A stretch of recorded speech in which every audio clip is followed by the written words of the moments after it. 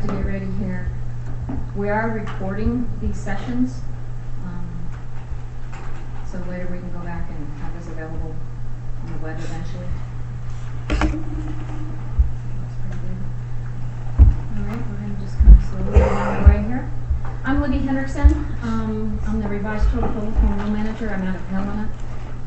I generally work with communities and non-transit non-communities. My co-partner is Mary Simmons. Any transient systems have worked with Mary over the years. So if you have any questions for us, you can always know where to find us. I'm going to be going over the two presentations here. The first one is on data submitting to DEQ. And since the RTCR covers every single public water system, we deal with water systems all the time trying to get data sent in to us on time. And we're really trying to move our webpage forward to make it more user-friendly. We're continuing this process. We're going to put some new abilities and reporting forms there, but I wanted to give you an update. I don't know if you have time to jump through our webpage. It now contains a lot of information on all of the divisions in DEQ. And I'm going to go through some of the pages of what they look like. I don't have it linked up, so I just copied some pages on there to help you go through and be able to help you find information on forms, what this rule means, data submission, things like that. We're trying to make this much more electronic and less paper. And eventually, for operators, if you have to submit data to us, it will eventually go to electronic submissions. So we wanted to kind of give you a flavor of where we're heading and what we have available now. So we're going to just take a look at this. So here's kind of what we're going to take a look at today. The DEQ webpage, and I will be jumping around some of the screens back and forth. And if you need to go back and say, okay, what does this one mean? What does that one mean? Just holler. Usually I'm walking around on the stage, and I better not do that this time. We're going to take a look at the Drinking Water Watch and Monitoring Schedule locations. Those are two very important tabs that each one of you should know where to find and what the information is available. There is a lot of information available on our webpage in these two locations that is very important to you.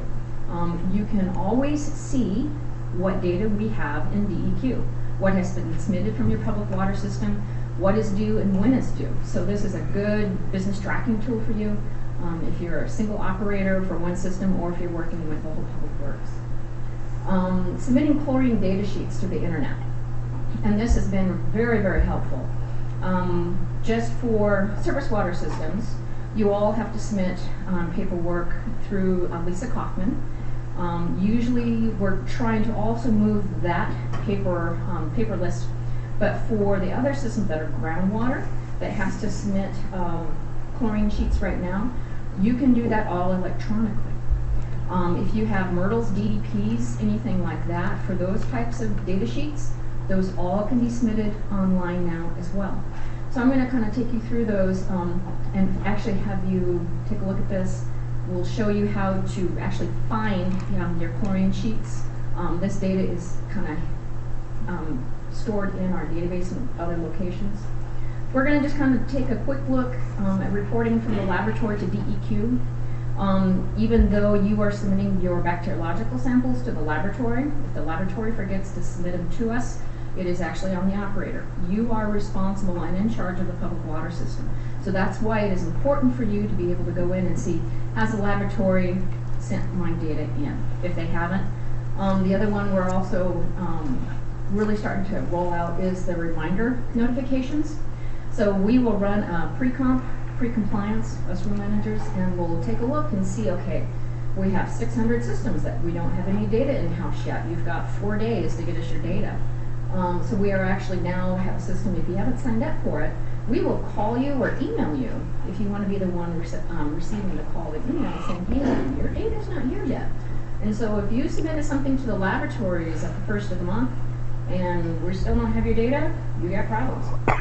Call the laboratory, say, have you submitted this data? They have timelines that they have to hit to get us that data as well. But again, it's on the operator to make sure that the laboratories are followed up. So we're going to just kind of go right into this. So the new DEQ webpage has been kind of in the works for a little bit of a year. We're modifying it.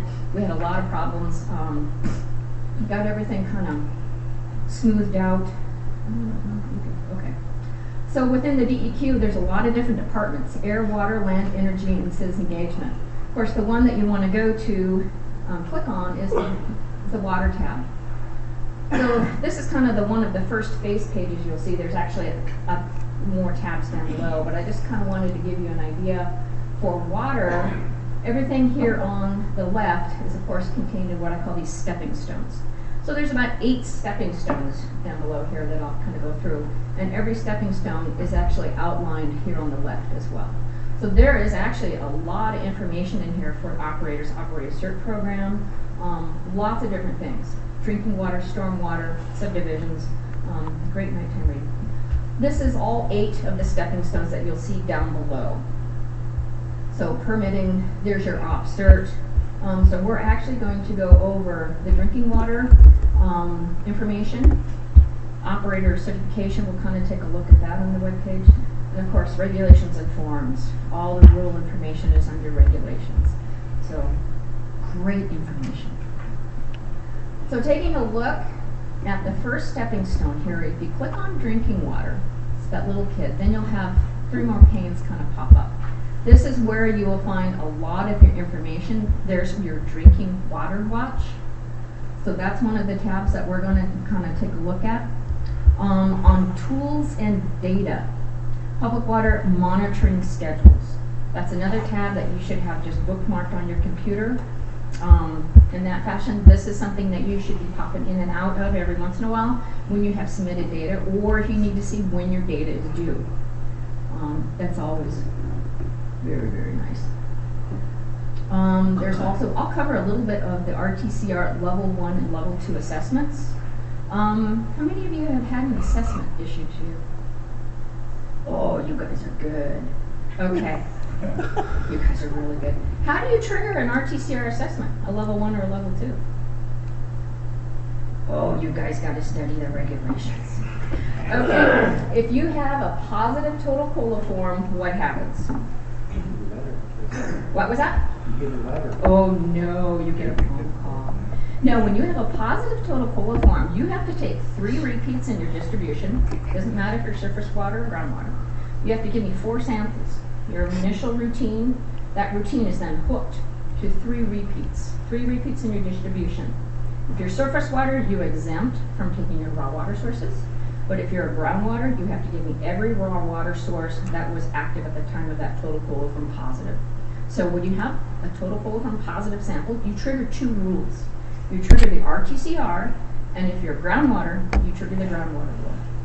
So if you have a positive total coliform sample, you take your 3 repeats. If one of those repeats is positive, you trigger an assessment. Now, this used to be the health advisory and a violation and public notice. The RTCR got rid of all of that with the new revision of it. Now you will get a level 1 assessment for your first time around with 2 positives and 1 negative.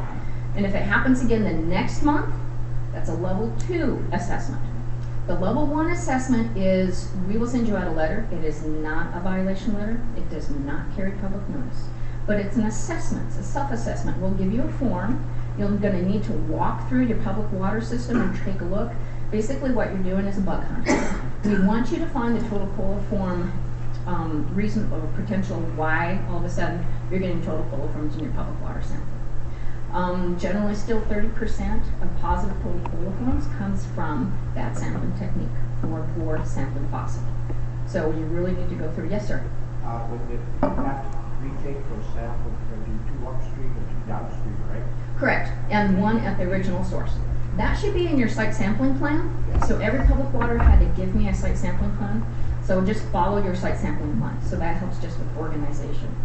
The second assessment, if you trigger the next month a level 2 assessment, means you're going to have DEQ on site. I will issue again a letter. I'm just saying you've triggered a level 2. You are going to be visited by DEQ field staff, and they're going to do a much more in-depth, kind of like a mini sanitary survey. So that's also where you can find some information on the level 1s and level 2s. The level 1 form is available there. As soon as you know that you've triggered a level 1, you can go through, pull up that form, fill it out, and you're on your way. You don't have to wait for me. but eventually you will still see a letter from me. The level 1 form is due within 30 days. So you'll have that, we'll be calling you, hey, have you gotten your form in? Because if you don't give me the form, that will result in a violation. And those are what we call heavier violations. We'll go over that a little bit later. So I really want to go over your monitoring schedule. And this is under tools and data. So everyone should be able to pull up their monitoring schedule right away.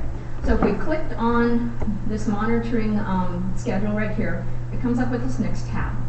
Now, all of this information is available online. You can put in your MT number, MT000542, or you can go by name, either way. And there's your monitoring schedule, right there every day. Now, the monitoring schedules, that has kind of been revamped to and cleaned up in just the last couple of months.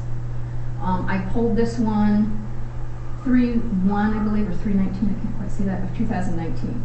So that day, at that moment, this is a snapshot of what we actually have in our database, and of what the information is available to us and available to you. So for total coliform bacteriological samples, this guy's to take 2 a month. He operates year-round. This is the day that we actually have in our database that the sample was actually taken. So you can actually see what the laboratory has reported as when you took that sample. Quick question, if you take a sample, how many hours do you have to get it to the laboratory? 30. Thank you. Great. And so since this was pulled in March, that says yes. That monitoring period has been satisfied. So you're ready to go there. This also will give you some information of what your myrtles, your DDPs, and if your chlorine residual testing is required.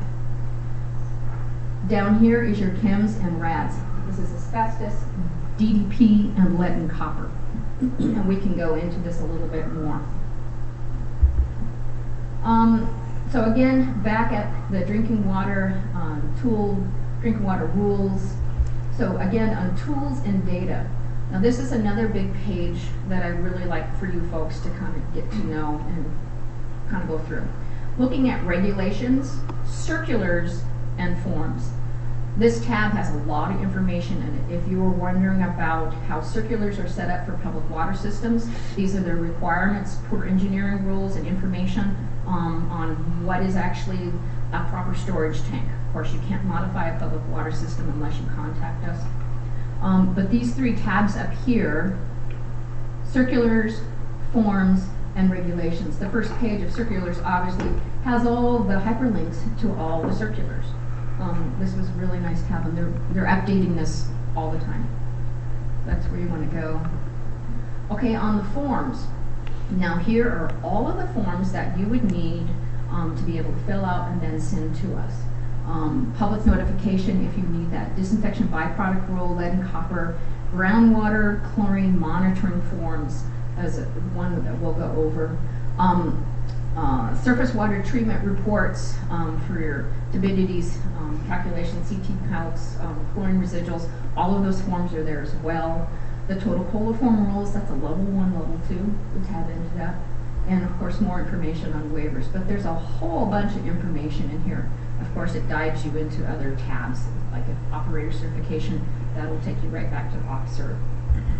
So really good information to take a look at. So again, if you clicked on that revised total coliform tab, there's your level 1 and your level 1 assessment. So if you want to print one of those out and have it on hand, if you know you've triggered a level 1, you can go right in there, take a look at it, fill it out. We also have the level, the seasonal startup checklist and the seasonal startup form. Anybody in here seasonal?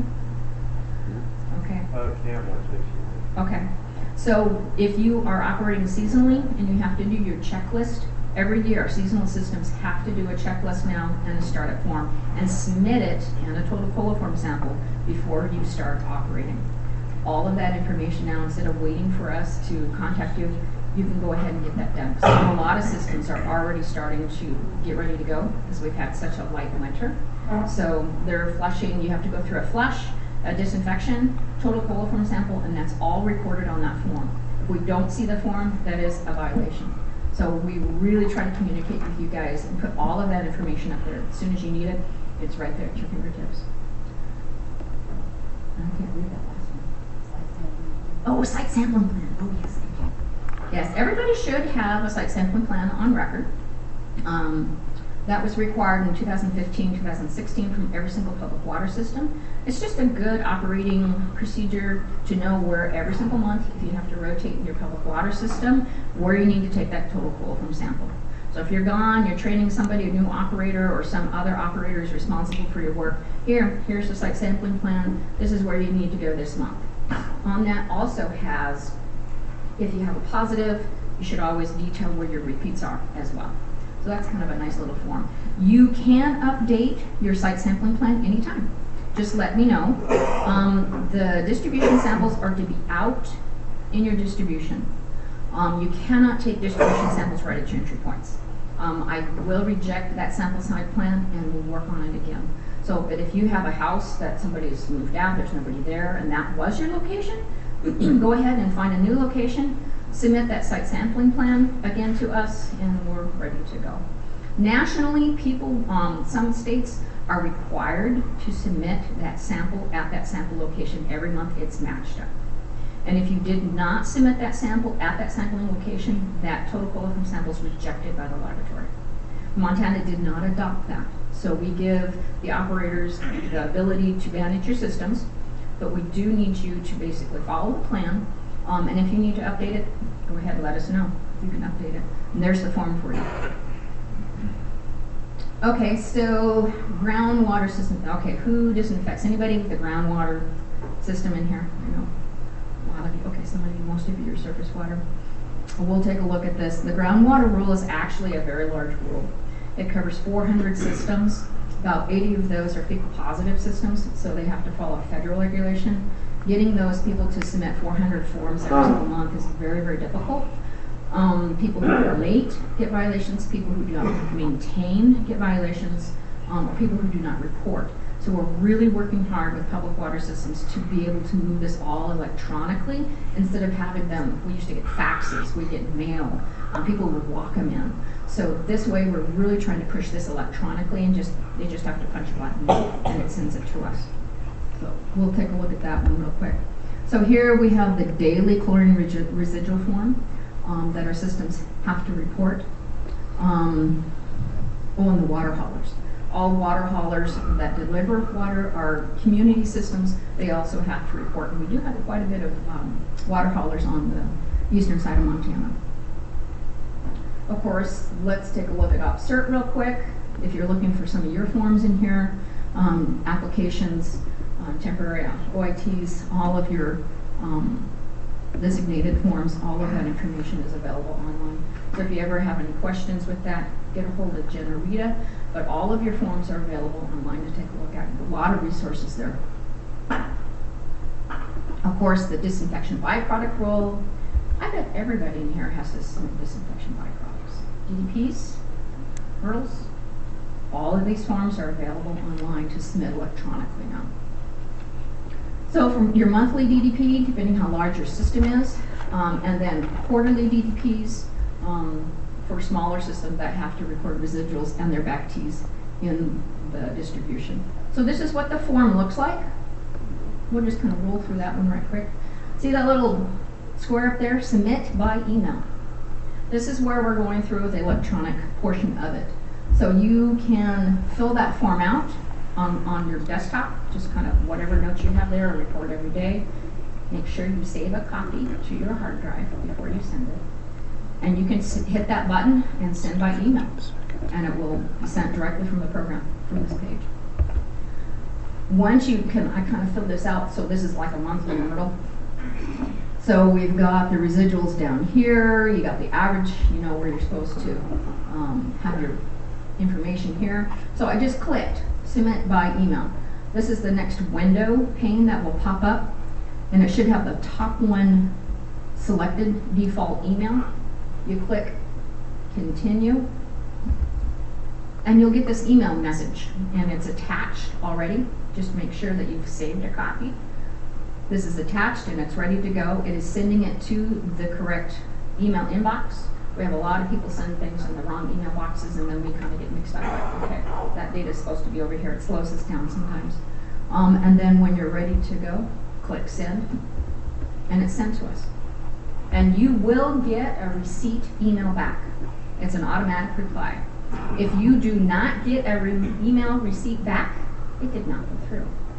So you kind of have to watch to make sure it's basically your receipt. So if you don't get a receipt email, make sure it goes through, or call us and say, hey, did that email go through? And a lot of times, some systems have a real hard time with connecting. Sometimes I try to send it and it doesn't go through. So just watch for that email receipt. We'll take a look at that. The other two chlorine monitoring forms. So this is some systems have to record 1, 2, 3 different places in the treatment facilities if you have more than one. If you do orthophosphate, you are required to record in the distribution, and these are all residual chlorine information. So you're ready to go at the end of the month. When are your chlorine sheets due? Either surface water or groundwater. Thank you. They have to be to us by the 10th of the following month. So right now, February is locked in. We're into March. We're ready to run compliance. By March 10th, end of business day, we have to have your data, because we cut off compliance at that point per rule, and we start running compliance. So if you send it on to the 11th or 12th, you're going to get a late reporting violation. That's the kind of stuff that we want to stop. We don't like violations, really and truly. So we're trying to stop late submittals so you can just do this all electronically. So this person has filled in, so he wasn't pumping a lot. Maybe he has a big tank, so you only need to operate a couple times a month. Word of caution though, if you have a blank space, let us know what was going on, because we think, oh, you didn't report it. Uh-oh.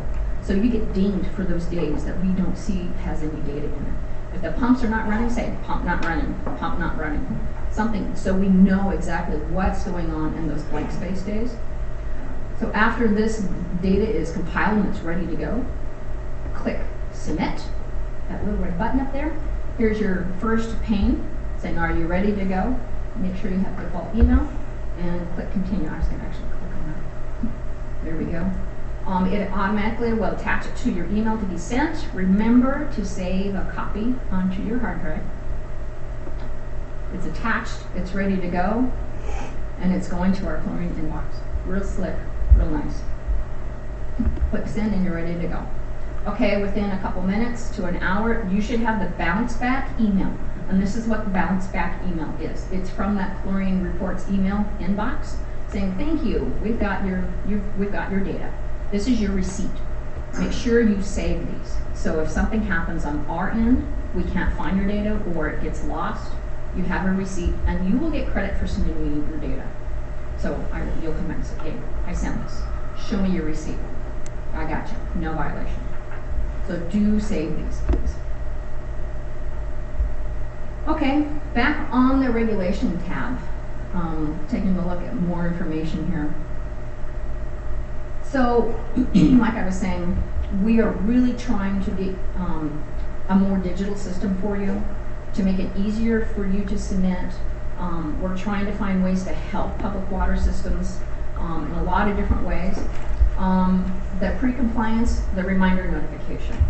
So we are starting to run reminders not on just total coliform, we're doing it for lead and copper, we're doing it for nitrate, nitrite, we're doing it for chlorines now, for groundwater chlorine systems. So we're trying to get all of the rules, even chems and rads, I believe we're doing that. So we are sending all of this information to the systems that sign up for it. You have to sign up for it. We will run this pre-compliance before your monitoring period is locked in and you can't submit anything either way. We will run this pre-compliance, we'll match it up to who has given us reminder notifications, and we'll send out reminders to give you a chance to get that data into us. Because, like I said, we don't like issuing violations. So if we can help you, remind you, okay, yep, I forgot to get my nitrate and nitrite in, it's due in a quarter or a year, I better get it done. So that's one way that we're trying to help out public water systems to get the ball rolling and keep them in compliance. Operator or system DEQ checks. This is where you can step up to the plate. Look at your drinking water watch. Look at your monitoring schedules. If you have a whole bunch of samples that are due and you're wondering if they're in, keep up with your monitoring schedule. That is a really good tool. And again, it's always available online. Post-compliance RTCR. Okay, for us, since we have almost 5,800 to 10,000 samples that come into for our rule every single month, we actually work with the laboratories. So once you're locked into your compliance, we actually go and run a pre-compliance and actually send it to the laboratories, like on day 5 or day 10 of the next month. So we're actually asking the laboratories, hey, we don't have this sample for Billings Heights. They're missing 10 samples. Do you have the samples that you just forgot to send to us? So we're actually going on that leg too, working with the laboratories, trying to pull that data in if they have forgotten to submit it to us. So we're actually doing things behind the scene, trying to help them keep our systems in compliance. So that's another one that we're trying to do. So taking a look at pre-compliance help, this is kind of what I'm talking about. For the RTCR, this is when we'll generally run reminder calls. We'll run a pre-comp. We see that we've got 300, 400, 500 systems that we do not have data for. If you have signed up for the reminder system, we will actually make phone calls on the 25th, somewhere in there, the first part of the week, to give you at least 4, 3, 4, 5 days. And if you have forgotten and you got the reminder, like, oh no, so you can run out, get a sample, carefully taken, and submit it to the laboratory on time so you get credit for your monitoring schedule. And this is kind of how everything else is locked in for pre-compliance. Labs, like on the 10th, this is the last day for the laboratories to get us information. The laboratories have 10 days to submit just normal negative total coliform samples to us. Laboratories are required to send positive notification to us within 24 to 48 hours. If it's E. coli positive, a fecal positive sample, they have 24 hours to get it to us. And of course, if you ever came up with a fecal positive total coliform sample, what is required by you? Yes, you have to give me those 3 distribution samples. If you're a groundwater system, I have to have those in 24 hours. You do not have a couple of days to take that sample. You have 24 hours because you've got an acute situation going on. You need to get those samples submitted to the laboratory right away. The one thing you cannot do is go in and start dumping bleach everywhere. If I hear that you have an E. coli positive sample and you've already disinfected, you're going to get a violation permit because we have to assess what is going on in the system. We just had an interesting system out here that had a whole bunch of dead, I would say they're pack rats, down in their well. They started pumping out E. coli like you wouldn't believe, and a whole bunch of rodent hair. So we really need you to go into your system and make sure you pull that total coliform samples within 24 hours to be a fecal positive. So by the 10th, everybody's locked in. We notify the laboratories, give us your data, and on the 15th, we run compliance and see who is not submitted or submitted too late. Now, let's see, let's take a look at the monitoring schedules again. I want you to make sure that you're very familiar with this report. It's a nice report, very powerful. Drinking water, OPSERT, regulations and forms again. Under that regulations and forms, we're going to take a look at monitoring schedules again. So I want you this is a Q&A for you. So again, I took the sample here, or I ran the report. It will always say when that report ran.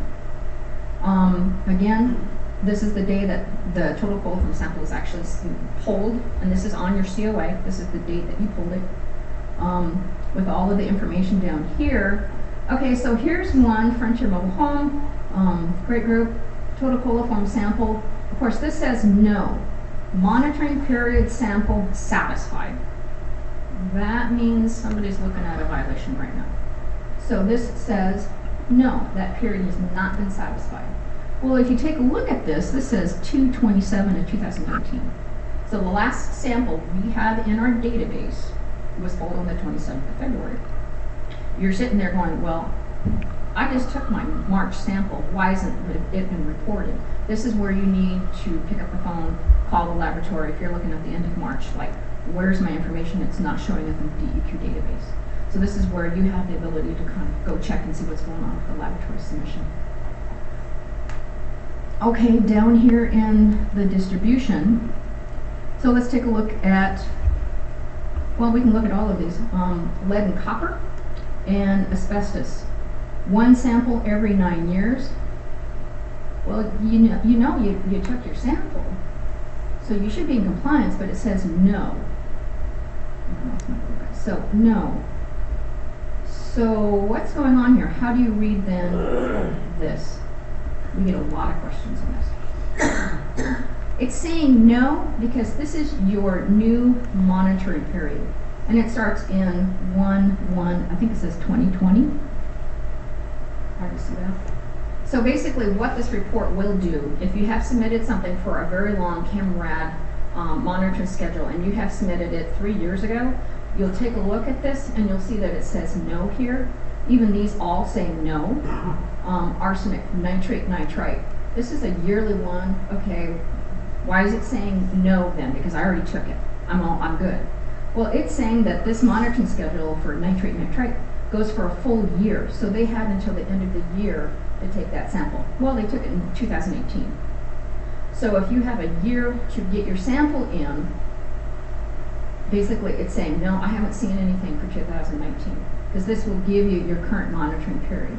This one is a future monitoring period.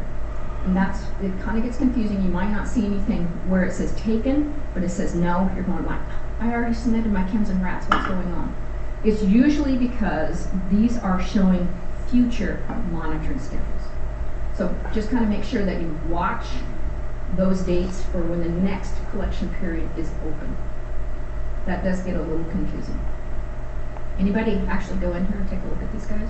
For your chems and rats? Okay, chems and rats can be kind of confusing.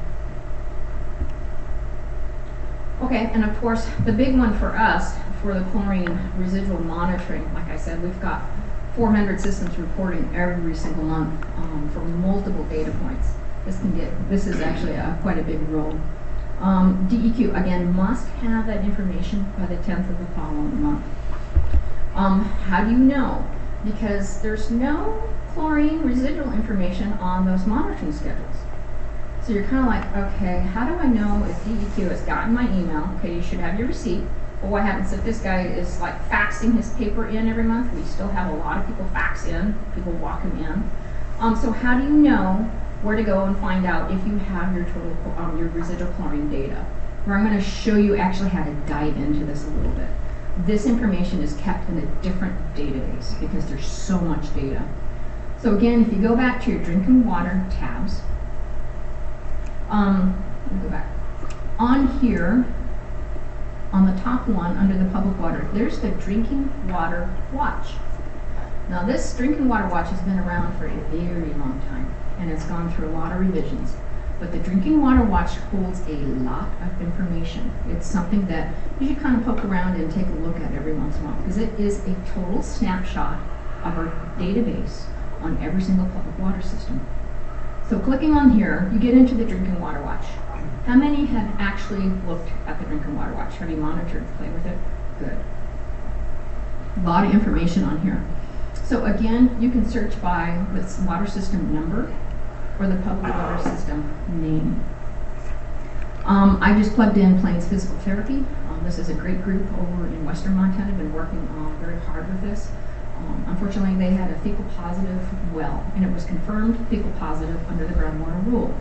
So chlorine monitoring and disinfection at 4-log level is very important for these people.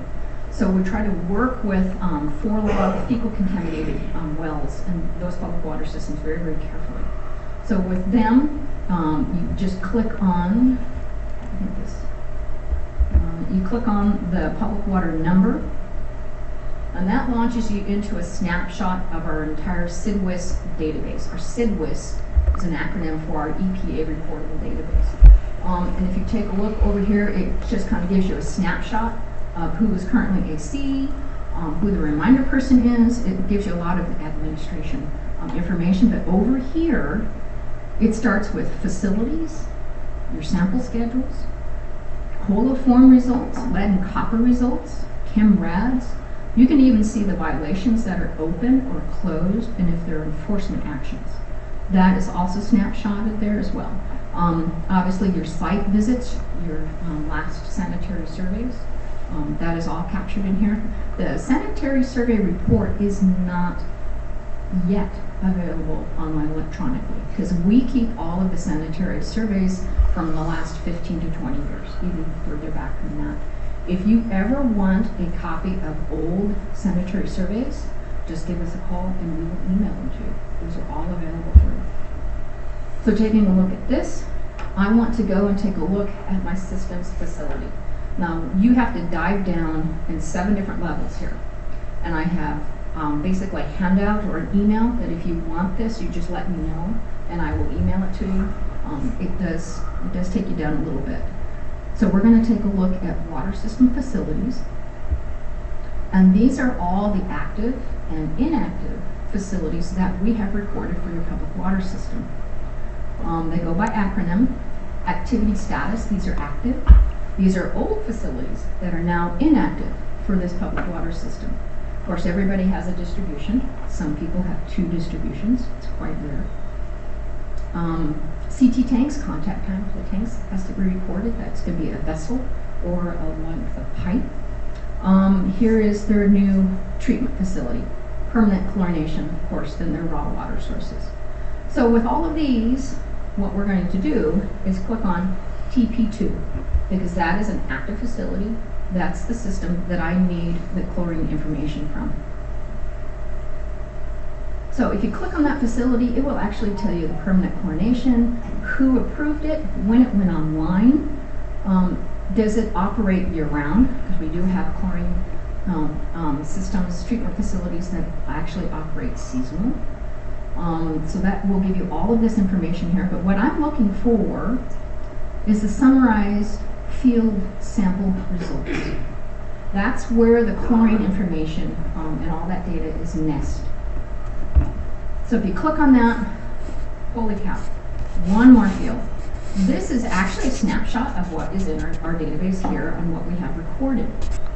What we're looking for, okay, you're going like, okay, what do I have here? The monitoring period, the beginning and end of the monitoring period, of course, we go by month. You have 30 or 31 days for each monitoring period. These are symbols for 999, means chlorine, but what you're looking for here is yes and the no's. Level complied, So in June of 2018, for an RTCR, for a chlorine system that's 4-log, you have to maintain your entry point every single day. If you fall below your minimum entry point, you have 4 hours to correct or you shut down. You cannot operate your treatment facilities unless you are operating a 4-log level of disinfection for a fecal contaminated system. It's that acute. So for even just 1 day or 2 days that are reported below their minimum for contact time, you're going to get a very heavy violation. Do you know that violations carry points?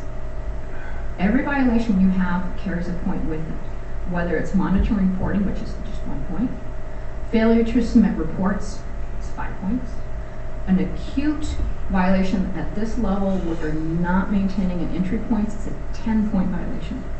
At 11 points, you're going up and we're talking to the EPA and then you're on basically what we call an ETT list for enforcement actions. We really need you to make sure if you get a heavy violation like this, you work and call us immediately to bring you back into compliance. What's going on?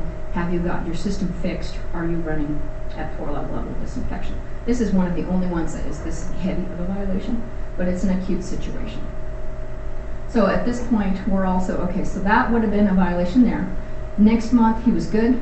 That data came in, brought that violation back into compliance. Those 10 points are gone.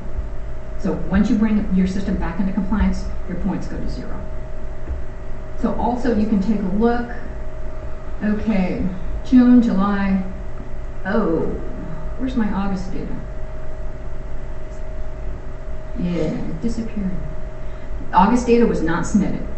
So if you go in here and take a look and say, okay, my August data has not been submitted yet. What's going on? Did I not get a receipt? Did my mail not get through? That happens in Montana. Does the fax machine burp and we don't have a fax that went through? You really don't know. So unless it's in our database, at the end of the month, if you haven't signed up for that great reminder notification system, you're going to get a violation. So we did not get any August data here, and this is where you're going to find and see it. And of course, this system got a violation for not submitting. The best way to go around and not have to drill down here in the Drinking Water Watch, even though it is a great report, is to sign up for that reminder notification if you're submitting. So this is the handout that I kind of put together. If you want to go through the Drinking Water Watch to find chlorine data, let me know and I'll email this to you. It just kind of took you through all the steps I just detailed in Drinking Water Watch. But that is a really neat tool to see where you're standing with your violations.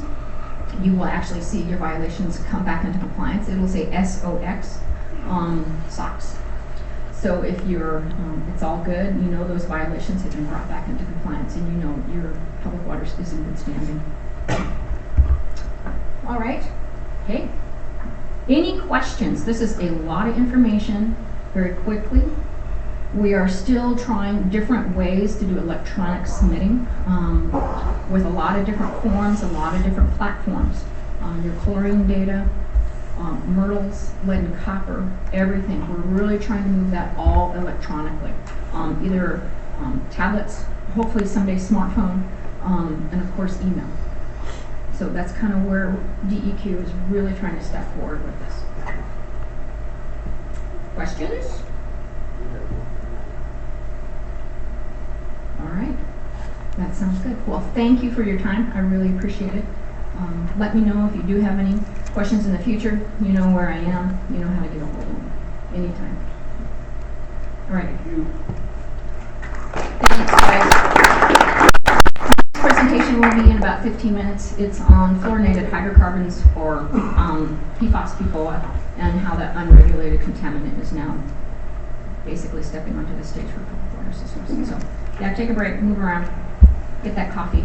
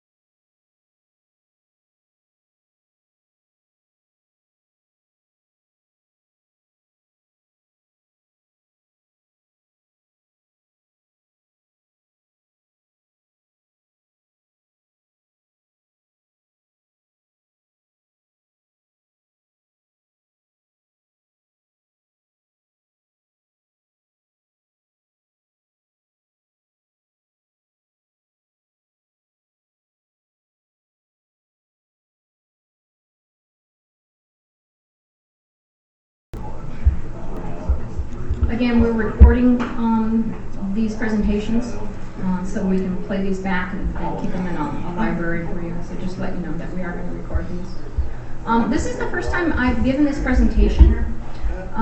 We've got some very interesting events going on with this chemical. This is an unregulated chemical, contaminant. They started monitoring for this in 2012 in Montana. The EPA has been working with this nationally, and this is definitely going to be affecting everybody in this room. We're going to be hearing a lot about it already. It's in the media. So I just kind of wanted to give you some real basic information, kind of giving you a nice round layer of what you're going to be looking at, what you're going to be hearing, what you're going to be seeing, and some history of it. So this is about fluorinated hydrocarbons. You'll see a lot of acronyms that are coming out in the media. PFAS, PFOA, a lot of different fluorinated alkyled substances that is coming through. This is coming through as now they're working on a new rule. We don't know if this will be a standalone rule for fluorinated hydrocarbons or if it will be part of the Contaminent rule. But this is coming to water and to wastewater, landfills, water treatment facilities, wastewater treatment facilities.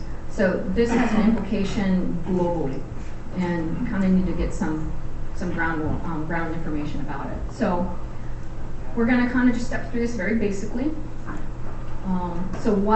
Where do PFOS and PFOA come from? PFOS is perfluorooctanoic acid, or sulfonate. PFOA is perfluorooxygenated acid.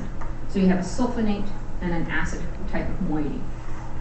What are the importance of these chemicals? I mean, some of these have been around for 80 years. Why all of a sudden are we coming out to the surface so quickly like this?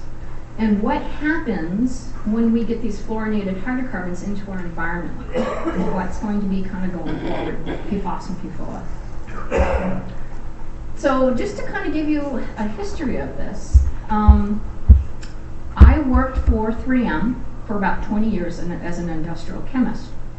I worked out in the Hutchinson facility for about 10 years, and then I was in Central Analytical in St. Paul for 10 years. And as soon as I stepped into CR Analytical, I was responsible and working with a group that was reformulating Scotchgard, because we had become aware of the environmental implications of what was going on with Scotchgard.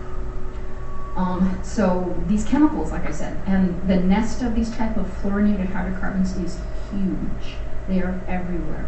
There's almost 5,000, at least 5,000 different types of fluorinated hydrocarbons that you are exposed to or available to you. Two common things about them. One, they are all man-made, all of them. And they all contain chains of carbon and fluorine. One neat thing as an industrial chemist, if you've got fluorine in your reaction, God help you, because that is one of the strongest bonds that can be made in chemistry. It is very difficult to break. It is one of the strongest that we have in nature. That means that these fluorinated hydrocarbons do not break down. They are not biodegradable. You can biosubstitute on them, but you cannot biodegrade or oxidize or degrade a stem. And that's what we call a multiple carbon chain with fluorines on it. These are stems. And I can show you, we'll get into some of the stem characteristics around here. What we're learning is that PFOS, PFOA are taken biometrically, so they're in our bodies, and they accumulate. Our bodies do not break them down. We can substitute on the ends of them, but they accumulate for years in our bodies. And there's lots of different ways that we come in contact with PFOS and PFOA that we'll kind of take a look at. That's why now they're being called the forever chemicals. Little did we know. So you're going to see, and if not, you've already seen a lot of PFOS, PFOA information in the industry and coming through papers, in the news. There are toxicological implications to PFOS and PFOA now, and all of the other different subsets. Some of them kind of are very knee-jerk still. They're saying they're carcinogenic. They're not carcinogenic, they're potential or suspect, depending on your level of contamination or how much you have. I have buddies that were working out in Decatur and Cottage Grove, 3M facilities, that had thousands of counts of PFAS, PFOA in their bloods. They're still kicking. In fact, they're wildlife fishing this weekend probably. But there's a lot of information out there. High levels of toxic chemicals in drinking water. This was from Denver, Colorado. A lot of public water systems are now going through and been monitoring for at least 10 years, taking a look at PFAS, PFOA in their drinking water near chemical reaction sites or chemical plants, industrial sites. Of course, the cancer and thyroid problems. And of course, here's our good old 3M. 3M, actually, I'll go back. Originally, this chemical was made by DuPont. And let me get into it and I'll show you. I think I have some of that here. So, fun facts about fluorine. I want you to get kind of a ground information on what fluorine is. It's on our periodical table. It has a mass of almost 19. So when you start sticking a whole bunch of fluorines and substitute it onto a carbon backbone, these suckers get heavy very, very quickly. But if you break them down, they're actually still very quite mobile. This is fluorite. There's a lot of different types of fluorine. This comes through as fluorite. You actually can find it here in Montana. And when you put it in bright light and then you put it in dark, it glows. So for the chemists, fluorine is the most reactive element we know. It will react with almost every element on the planet. Can't say that much about every chemical we have here. It reacts violently with water. It gives off the formation of oxygen and hydrofluoric acid. Now, hydrofluoric acid is one of the nastiest acids you can work with. And I know a lot of you have worked with hydrofluoric acid, sulfuric, nitric. But hydrofluoric acid, I actually got nipped by hydrofluoric acid once, working in a laboratory, about the size of a pinhead. And if you get acid on your skin, it burns real quick, doesn't it? So you're like washing it off real quick, trying to neutralize that acid. Hydrofluoric acid will go right through your skin. You might not even feel it. But what it is doing is going and then dissolving your bone. It will actually attack the calcium in your bone, and it hurts. It hurts tremendously. So that's why with the early chemists, they know that hydrofluoric acid was known as the chemist killer. We actually called the early chemists in the turn of the century that were killed by hydrofluoric acid as the fluorine martyrs, if you've ever heard that term. So this is not one you want to really play around with. But again, here's the fluorite down below. And once you put it in light, you take it back, it starts glowing. This is where the term fluorescence comes from. It's actually from fluorite. And it's actually due to europium that is present in small quantities in fluorite. So here we go. Chemists love this stuff. It reacts with everything. So let's take it into the laboratory. One of the first things that was ever made in 1938 during the Manhattan Project, one of the chemists was noticing some white, greasy type of material. Well, it turned out to be some of the precursors of a hydrocarbon, fluorinated hydrocarbon. They took that into the laboratory, started understanding it, and the first thing we made was a polymer. What's that polymer? Fluorinated polymer. It's everywhere. Thank you. Teflon. Teflon made DuPont in 1938 to 1942. They were doing it for the reaction vessels when they were enriching uranium. They were finding it there. We started making long polymers of it. It is a fantastic polymer. Very, very interesting. It wasn't until about 1942, 1943, DuPont and 3M started working with surfactants and monomers that are hydrocarbons with fluorine. This is what I'm talking about. And these are the two that we're basically going to be talking about. This is PFOA. Here's our acid content. And then a chain about 9, a little bit more now. 13. Anyway, this is called the stem. So that's a fluorinated stem. We can take that stem and pretty much stick it on anything. That's why this is so reactive. You can stick a stem onto any type of chemical bond. This is PFOS, herschel sulfonate. Again, you have more of an acid, but a sulfonate here, and 2, 4, 6, 8, 9. So this is the 9 stem. This is Scotchgard. It's a surfactant. It's a very short chain type of fluorinated hydrocarbon. So these are the two that we're really going to take a look at. Some interesting information about Teflon per tetrafluoroethylene. 1938 by DuPont. It has a density of 2,200 kilograms per mass. That sucker's heavy.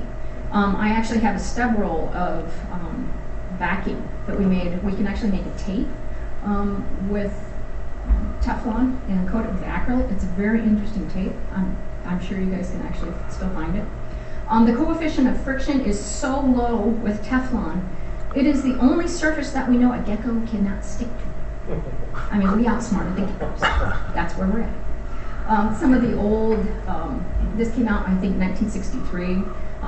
The amazing Teflon pan, the non-stick pan, and everybody was like, ah!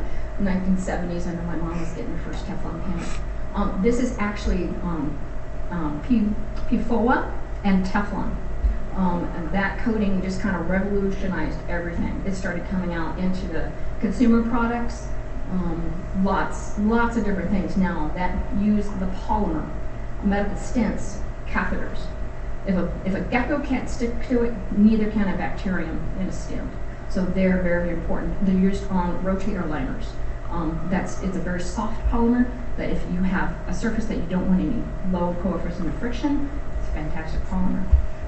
Metal plating, 3D printers, mechanicals, HVAC systems, all use Teflon as a type of polymer coating. And it is everywhere. And this is just the polymer. Door handles, I know, are now being coated with Teflon. Well, we don't want bacteria to be sticking around there very long, or grease or anything. Put Teflon on. A lot of your high heat, high friction parts in your engines are coated with Teflon.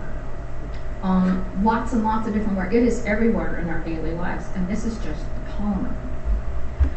So now let's take a look at the surfactants. The surfactants are the ones that are coming up into our environment that are causing us a lot of problems. This is the ones that we are ingesting. Perfluoroalkyl substances. PFAS is just a big name for a huge group of fluorinated hydrocarbons. And I'm going to be covering a little bit more of the Scotchgard. This is what we're calling now legacy PFAS and PFOA. These are legacy compounds because they have been around for 60 years. And it was in 2000 to 2005 that 3M went through, DuPont went through, and we started reformulating into different chemical stems, basically, for fluorinated hydrocarbons. We started substituting silicone or silane onto fluorine, so your fluorine silane mix. Anybody got a smartphone? You ever feel the glass on your smartphone? That is a fluorosilicate hydrocarbon. So you're actually touching fluorine every day when you're touching your smartphones. That has fluorine in it. This is the new generation that DuPont has gone through and now is formulating. These types of chemistries get huge and they get very elegant.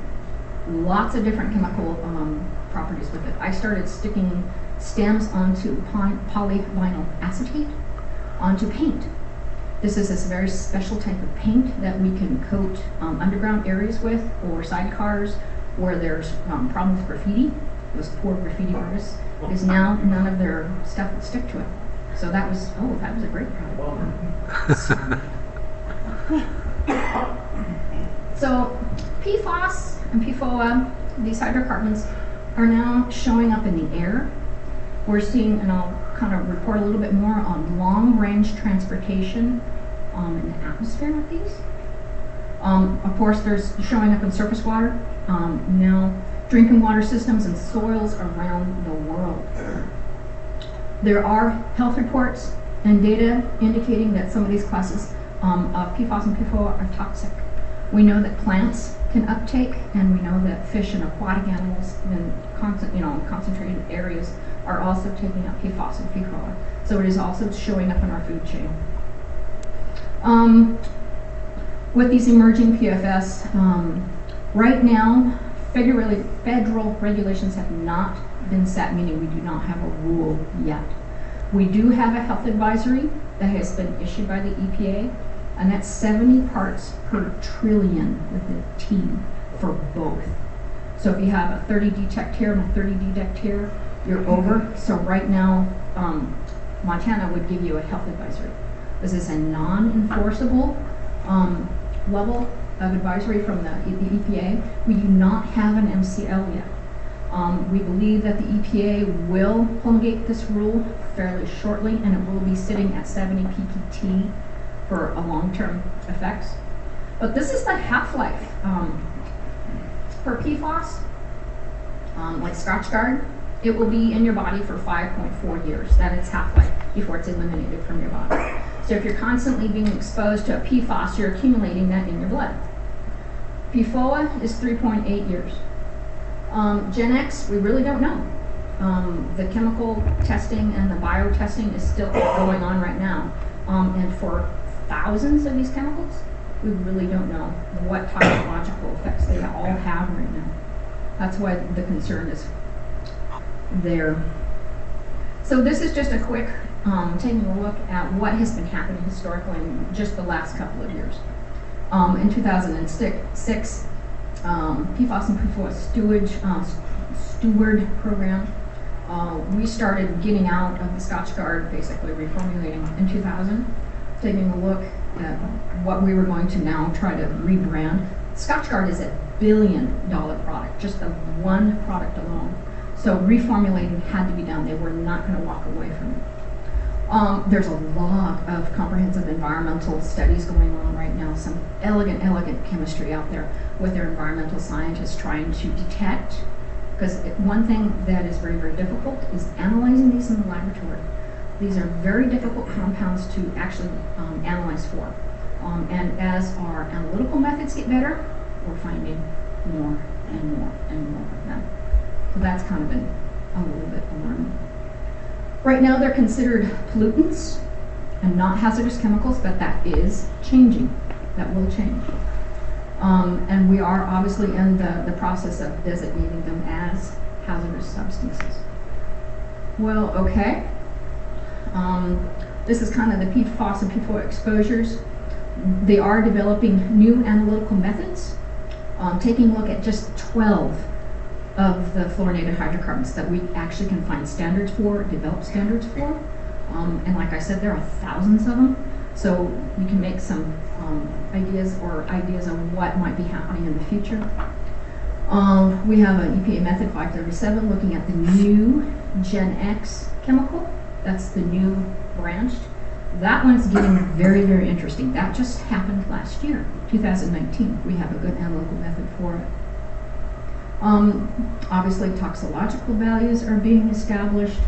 Identifying the universe of where these all are coming from, I think you'll be surprised. And of course, if you want this information on the HERO Health and Environmental Research Online, there's a lot of information out there. Step through it carefully, review it. That comes through accredited institutions. We want to make sure we're going and taking a look at that because there is a lot of information out there, some of it not that accurate. So in 2099, right when I was kind of working on this, we knew that there were some industrial sites, and these are all ranked by industry, Air Force, fire training, landfill, and unknown. And these were where the detects were. So in 1999, we knew we had some detects here. I think that's Ohio. Can't quite see that. So we knew that DuPont had some chemical contamination where they were dumping in rivers, things like that. Of course, then in 2010, as the EPA and environmental scientists, we started getting out there and then writing reports, finding detects, getting analytical methods. By 2010, the analytical methods were still really finger-painted. Still kind of looking around, still trying to get some good information there. Of course, this is the 3M area. One of my jobs was actually to go out to our industrial sites and start monitoring for this in 2002 in our monitoring wells. And we were actually developing analytical methods and showing the Minnesota EPA how to actually analyze these. Of course, we started having some detects in other areas. By 2016, we're really starting to take a look. Please notice the Air Force and military training base of fire training. There's a reason for that. And now 2017, and I think 2019, it's even far larger. Public water systems are We have the new Contaminant Rule coming out in 2022. Your public water system may be asked to monitor this again as the analytical methods continue to get more and more refined. In 2012, Montana did analyze, I think, 6 public water systems for the initial PFAS and PFOA. There were no detects in our public drinking water. There were now, I think in Montana, 4 detects in groundwater around military bases. And I'll show you why. So we're still on the cusp. You're actually seeing this whole chemistry emerge and this whole question emerging. Of course, fluorinated hydrocarbons are used everywhere. Refrigerants, solvents, anesthetics, fluoropolymers. Of course, this was always the cool experiment. This is water. This is fluorinated hydrocarbon. And the little crab and the little fish can swim around the water, but they cannot break the plane there because of the density change. We have linear types of stems. We have huge branched stems are now available. Depends on what chemical property you want. There are cyclical stems, or cyclical hydrocarbon pads. We can attach these to selenium, calcium, any cation for medical implications. There's a lot of information that we can a lot of different chemicals we can stick these onto. And just to kind of give you a ballpark, like, oh my goodness, this is just a very small sampling of the type of families of PFAS and PFOA that there are. This chemistry gets very complicated very, very quickly, and we can modify it like that depending on how you want to substitute your chemistry. So this has been in the works a long, long time. 5,000 now are named on the EPA master list. So they're around everywhere, and I mean everywhere. There's not a surface that probably has not been exposed to PFAS and PFOA. I just told you about your smartphones, tablets, anything like that is a fluorinated hydrocarbon. Of course, with Scotchgard, it's on all of our textiles, our carpet, all is covered with a fluorinated hydrocarbon. Car seats, lots of paints and coatings. This is a great place to not have anything stick. Television, transportation, wires and cablings, just everything that you don't want dust collection on has a fluorinated hydrocarbon. So just industrial-wise, around this, there are fluorinated hydrocarbons. This is the interesting one. This is the one where I'm kind of like, okay, we've got all this coming down the chain. For me, to get something a little cheaper or to stop the mess, you go as far up the river as you can to stop. Well, this PFAS and PFOA are all over in our packaging of our food products. It's in our cosmetics, especially for women. We're exposed to it. This is desserts and bread wrappers. Anything that you go through with a fast food wrapper on it that is grease-proof. Grease-proof means PFAS and PFOA. So your hamburger is actually wrapped in there. Your cardboard boxes with pizza, that cardboard is coated with PFAS and PFOA. Anything that is grease resistant, you are now exposed to and consuming fluorinated hydrocarbons. That's where they're basically coming to us. Oh, and of course, the microwave bags. Anybody like to do that? Popcorn in the microwave. That's all coated with PFOA. And this is a great way to expose yourself to PFAS and PFOA because you're using heat and cooking reaction. That's a great way to have high concentrations. I mean in hundreds, if not thousands, of PFAS and PFOA you're consuming with a popcorn bag. The other, and this is basically all consumer, but this one we're going to actually take a look. AFFF. How many of you know what AFFF is? Okay. Aqueous film forming foam.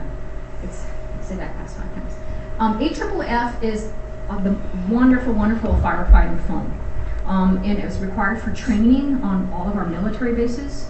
The Navy especially required this for dousing chemical fires, planes, trains, and firefighting.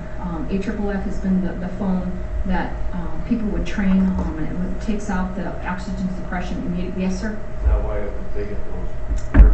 Exactly. And those are the only 4 sites in Montana that have been detected positive because they were using AFFF. And of course, you're spraying down a tanker, you're training with a plane on fire, I mean, you're spraying this sucker down with AFFF. Where's that going? I mean, it's a huge foam. I mean, it would cover the entire floor of this room right here. Well, they're using water and squirting it down storm drains. It's just going down the road, or it's infiltrating down into the surface, into the groundwater.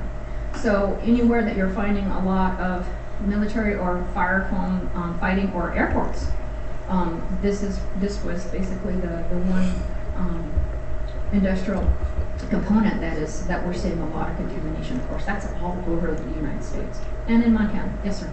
You know, is that part of the additive that the Forest Service is using? No, Okay. no, it is not. It is not. We're not shooting out on our trees. So how does this all begin? Of course, number one, it's a man-made product. So it starts with industry. Industry obviously now is very much aware. 3M has set aside $3 billion for site cleanup.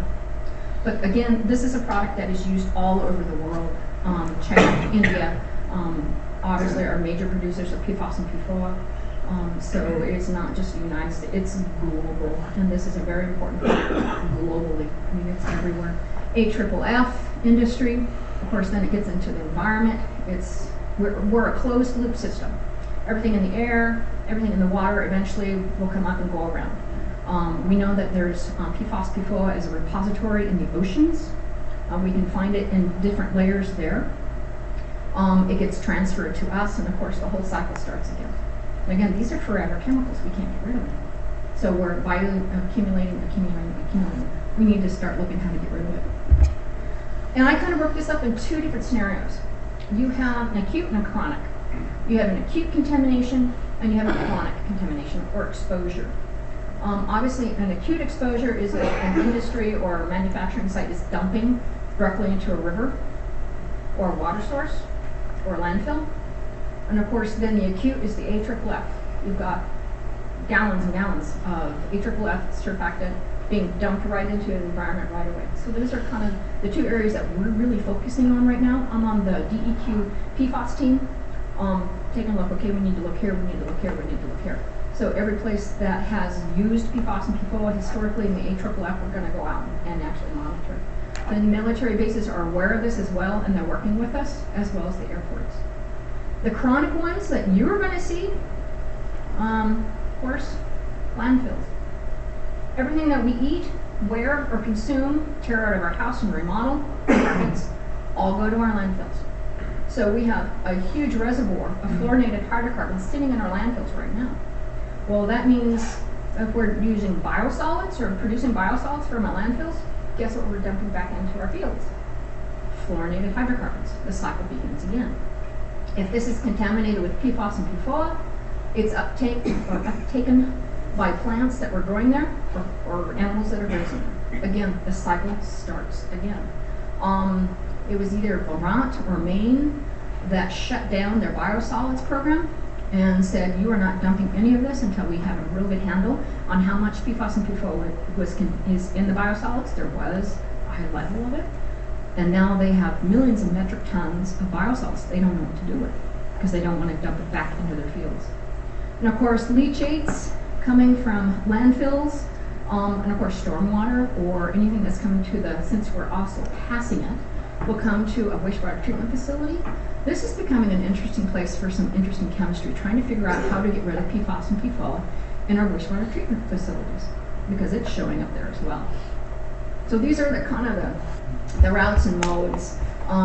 Air transportation, we're seeing it in historic places like 3M and Decatur going down, trickling down into our groundwater. We actually can see, since it's very hydrophobic, it will actually form an interdispersion layer right here between them, and then just kind of creep along on the surfaces, and then eventually either phase into the water or go into the surface water. We know that we're having bioaccumulation from aquatic species, or it's permanently attaching to sediment, like it binds with that calcium, magnesium, dirt, and settling down into the bottoms of rocks, creeks, streams. It's everywhere. It's a very interesting problem we have on our hands. This is one that kind of woke me up real quick. I had just found this like a couple months ago. This surprised the heck out of me. This was a study done by a global university system looking at the atmospheric long-range transfer PFAS and PFOA. I thought, nah, it's too heavy, it's not going to go anywhere. Well, it actually is. Of course, they were sampling soil sediments all over the world. Of course, high sediments in China, high sediments in Europe. Of course, here's the Americas. But then they went out and started sampling places where nobody lives. How in the world is that getting there? So the soils in Antarctica, places that are uninhabited in Africa, Australia, just uninhabited areas. They went and took soil samples and they were finding low levels of PFAS and PFOA. The only way that could have gotten there is air transportation and then precipitation. So this is an atmospheric contaminant as well. It's everywhere. Very interesting. So we went through that. Okay, we're going to take a kind of a quick look on how these different categories may go through our environment. So for like AFFF, if we're squirting down an airplane, it will do surface runoff. There is some volatilization. We've got runoff, we've got soil impaction, and then finally groundwater infiltration. So we know it can go pretty much everywhere very quickly, and this is a large volume. So this is why we're looking at military airport sites initially. Actually, I'm going to go to this next one right here. This is a really neat map. If you want this information, I can send it to you. This is an EWG interactive map. It looks like it's pretty current and it's updated quite often. And these are detect sites all over the United States by this one group. So if you want to see what is happening in Montana or in Washington, this website is very, very nice. And I looked, of course, just at Montana, and here were our 4 detect sites. And of course, they were on military bases because this is where they were using AFFF. This also will go through military sites, drinking water, and other unknown sources. And of course, we don't have any blues there because none of our drinking water is yet shown to have any detects here. So this is actually a really neat website. Is that the Billings Airport? I don't know if it was Billings or outside of Billings. It was a military site, so I'm not real familiar. Yeah, because on their fire training now, it's all asphalt and it goes into the collection pond. Right. Yep. They're being very, very careful with it.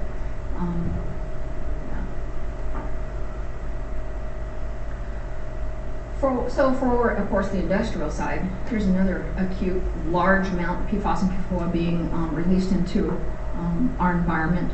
Atmospheric, again, they put it up, we burn it. The stems will survive and go up the stack in some form or another. Atmospheric particulates, if it's attached to that, of course, particulates go all over. Solid waste, discharge. These are all different areas that industrial contamination is. Of course, with landfills, again, the incoming source, your carpets, your clothing, paper products from food. The FDA is on this, and they are requiring or really starting to look at, okay, incoming paper products, you cannot contain this amount, but it's still a long ways to go. Consumer products, again, like I was saying. Of course, stuff coming out of landfills that is likely contaminated or contains PFAS and PFOA is gas. There was actually a study, because landfills emit, gas, methane, all that kind of stuff. They actually were looking around and sampling the air or the gas that was coming out of landfills, and they were finding fluorinated hydrocarbons. So it can be emitted. Leachates is disposed into wastewater treatment facilities. These leachates are one of the things I'm going to be looking at statewide. And of course, then discharge to groundwater. So for the wastewater treatment facility, there's been some really nice engineering studies taking a look at this on what we're going to do. So incoming product, consumer product discharge, industrial waste, stormwater, landfill leachates, water discharge, sludge and biosolids. Again, there's that biosolid that I think Vermont shut down. And then aerosol mist or soil impacts for wastewater treatment facilities. Of course, the biosolids, I'll be very curious. We'll be taking a look at some of the biosolids that are produced here. Also, composting. We're going to take a look and see if there's any material from there. I don't think composting will show, but biosolids we're definitely going to be taking a look at. And for the wastewater treatment facility, this is kind of where they were starting to take a look at with engineering. Water treatment and how it accumulates in the system. There's a couple different theories that they're looking at and seeing some detects with. The oil-water separation, of course, this is very hydrophobic. So it's one I want to kind of stick with the oil. So if you've got an oil area, that would be kind of an interesting area that they have found. The little stems, that's what I'd call it. This is the head and the stem. That is a fluorinated hydrocarbon. That's how they were identifying it. And of course down, if it's attached to a particulate and bonded, you'll find it in your sludge. And then of course if this is just cycling going round and round, it's very, very difficult to get it out. They're very persistent. Obviously they're very, very mobile, far more than I thought. And of course they bioaccumulate in all living systems.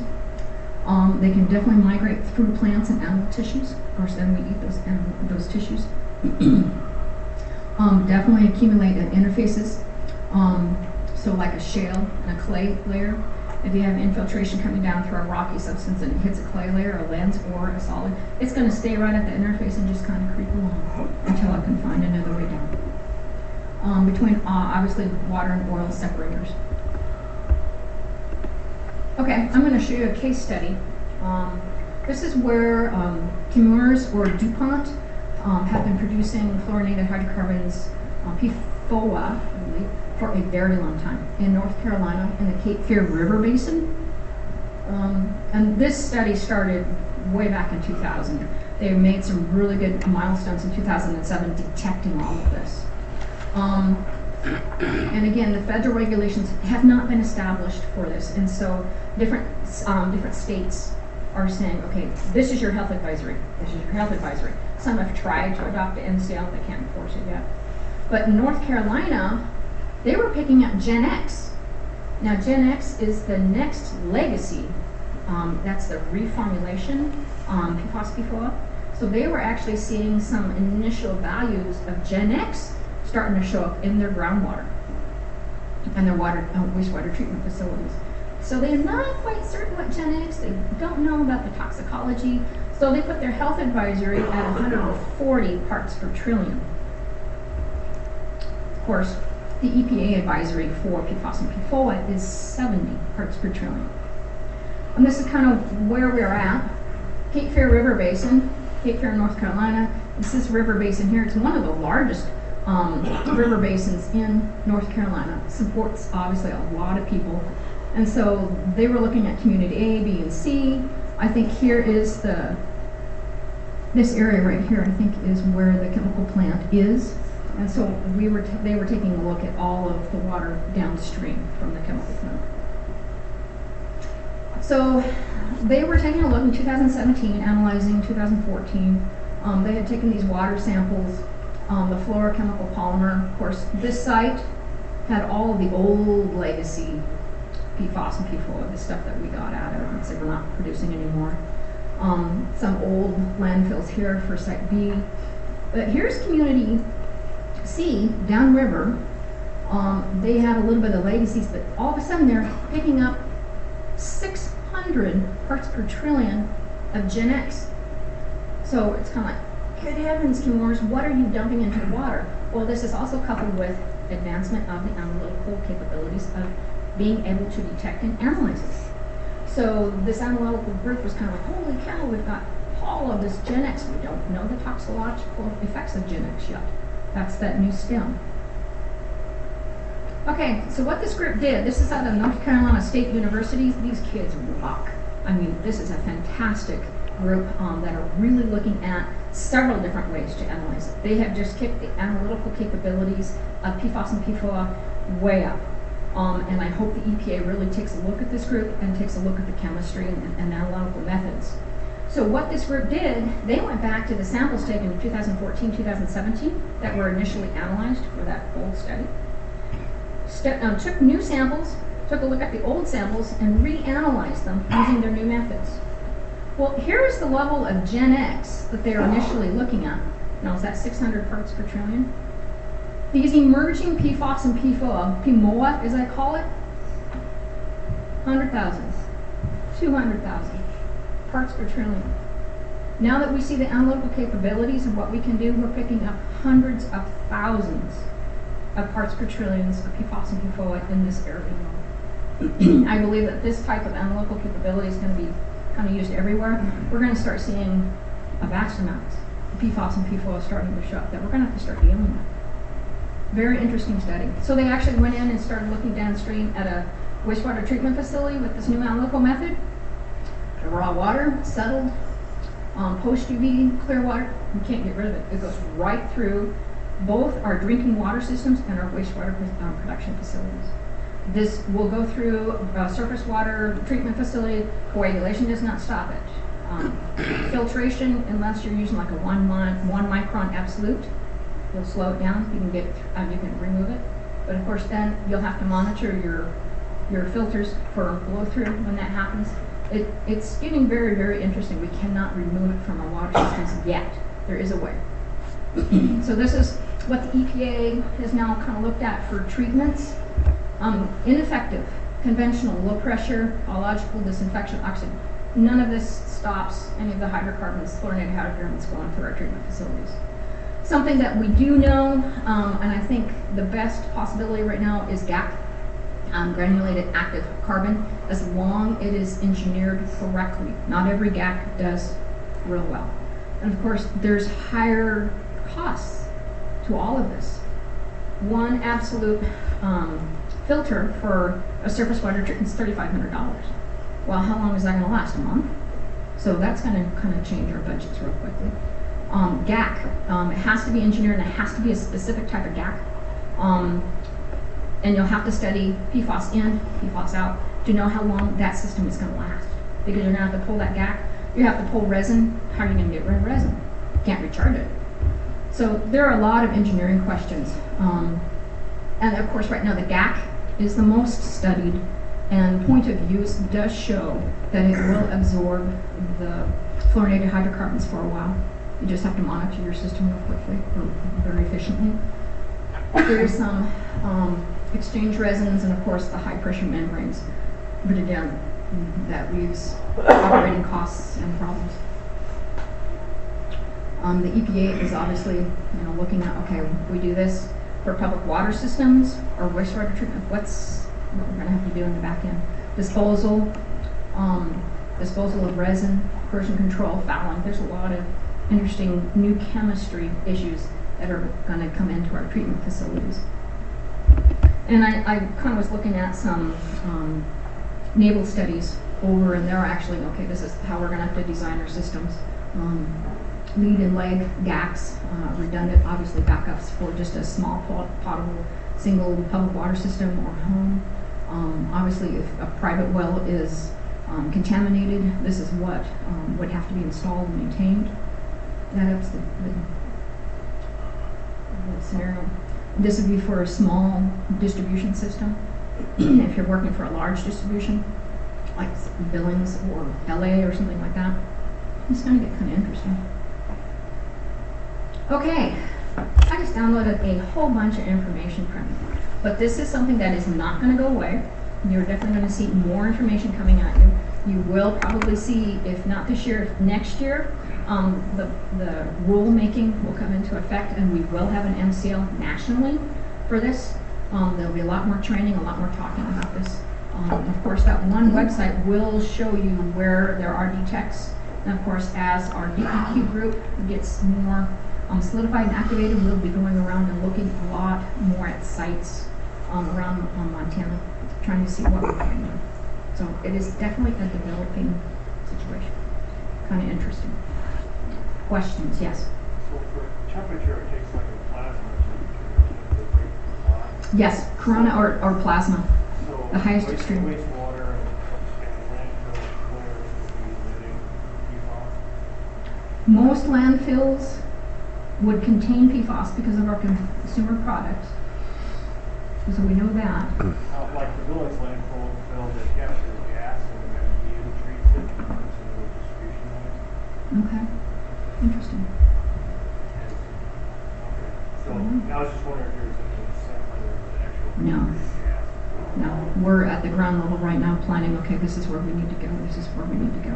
As this information kind of goes like this, it's kind of like, okay, this, and this. We're still really starting to plan for it. So testing around the wastewater plant where we probably have PFAS. That's been there for. We don't know. Yeah. Yeah, we'll have to see the old PFAS, the legacies, the Gen X's, the new legacies. They're still trying to develop the analytical methods, so even detecting it is a challenge right now.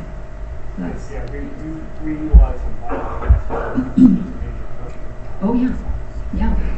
And it's a great use for the solids, but now what are we dumping back into our environment? It's interesting chemistry. It really is. Yes? What's this, where do I go for this presentation when you upload it? Just give me your information, I can email it to you, because this is a big file, big file. And we should have this as a recorded webinar eventually, so you can always go back and hold me to my standards. That's what I was wondering, when this, if you have any idea when you upload it, where we go to find it. No, I don't know yet, but I can talk to you directly and give you information to kind of take a look at it. Yes? What are the health concerns then? Cancer? Whether or not it's susceptible or a suspect carcinogen has not been determined yet. Obviously, there's a lot of information out there. There's information that it is immunodisruptor. So it does have some effect on our immunological system. There are suspect cancer clusters. A lot of initial toxicological information. There's a huge report on how it affects animals, aquatic species. Human studies is a little more difficult to pin down. But the EPA is definitely working with that. That's why they're so concerned. Yes, sir? Recycling all your Teflon pans and aluminum coated Teflon pans. What do we do with those? They're in the landfill. They're good. Yeah. Yeah. So this is a very interesting, how do we forever get rid of these forever chemicals? Yeah, it's interesting. It's a real interesting dilemma. Yes, sir? What's saran wrap made out of, or dental floss?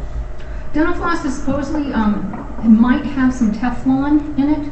I wouldn't say it has PFAS or PFOA. I think it might have some Teflon, depending. What was the other one? Saran wrap or? Some saran wraps, some saran wraps do, some saran wraps don't. If they're non-stick, and I don't know the product lines that have it. Synthetic oils? I do not know. I have no idea on this specific one. So obviously anything with a high coefficient of friction that's not a silicone. That's the other thing.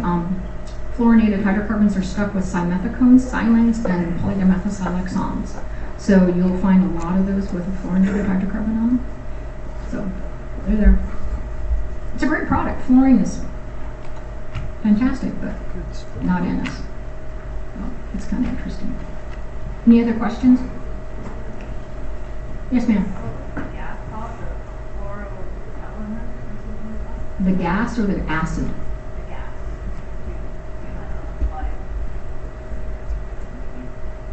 I don't know. I'd have to go back and take a look. I'm sorry. Okay. It can aerosolize.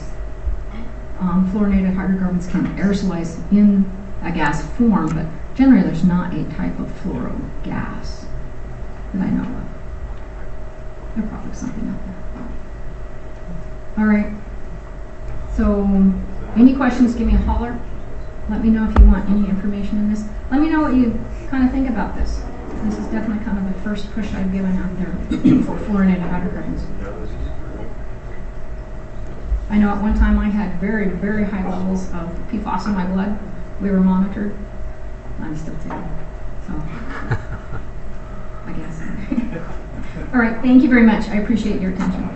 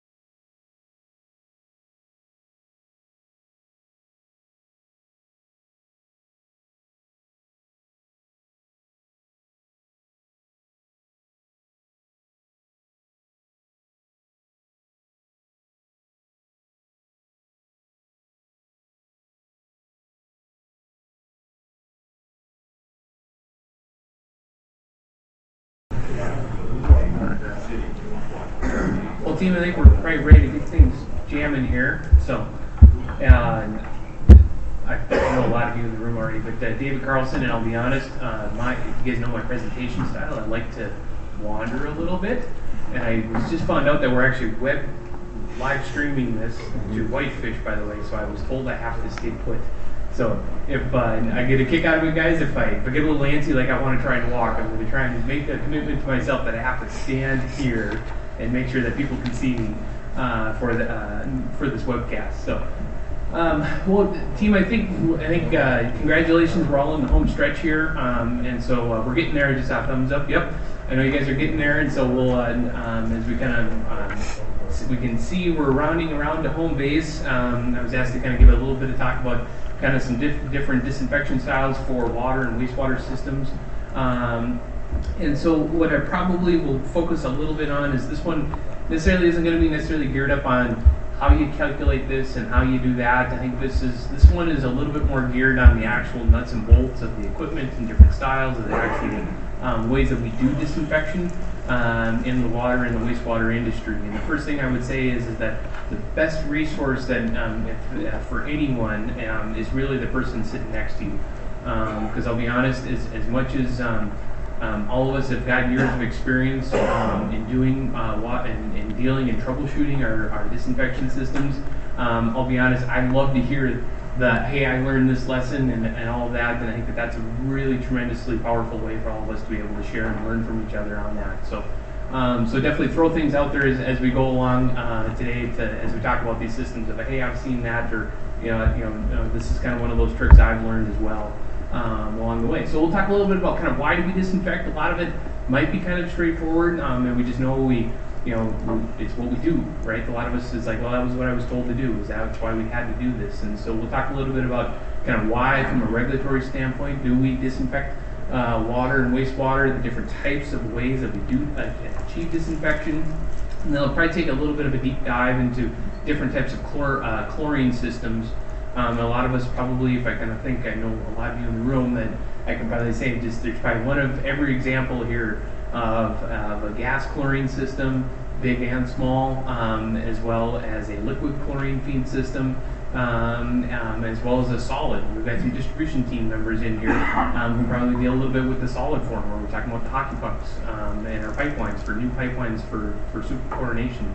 We'll talk a little bit about kind of, what's interesting, we'll talk a little bit about dechlorination, which kind of makes wastewater a little bit unique. Among the many things that makes wastewater unique, that's kind of a different one for us water people in the room, that they have dechlorination.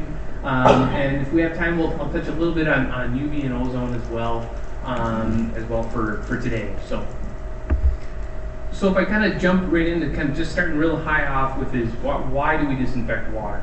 And it doesn't matter if you're wearing a water hat, a wastewater hat, a distribution hat, or a collection hat. We disinfect water for public health. And that is, at the end of the day, that's our mission, right? To protect public health.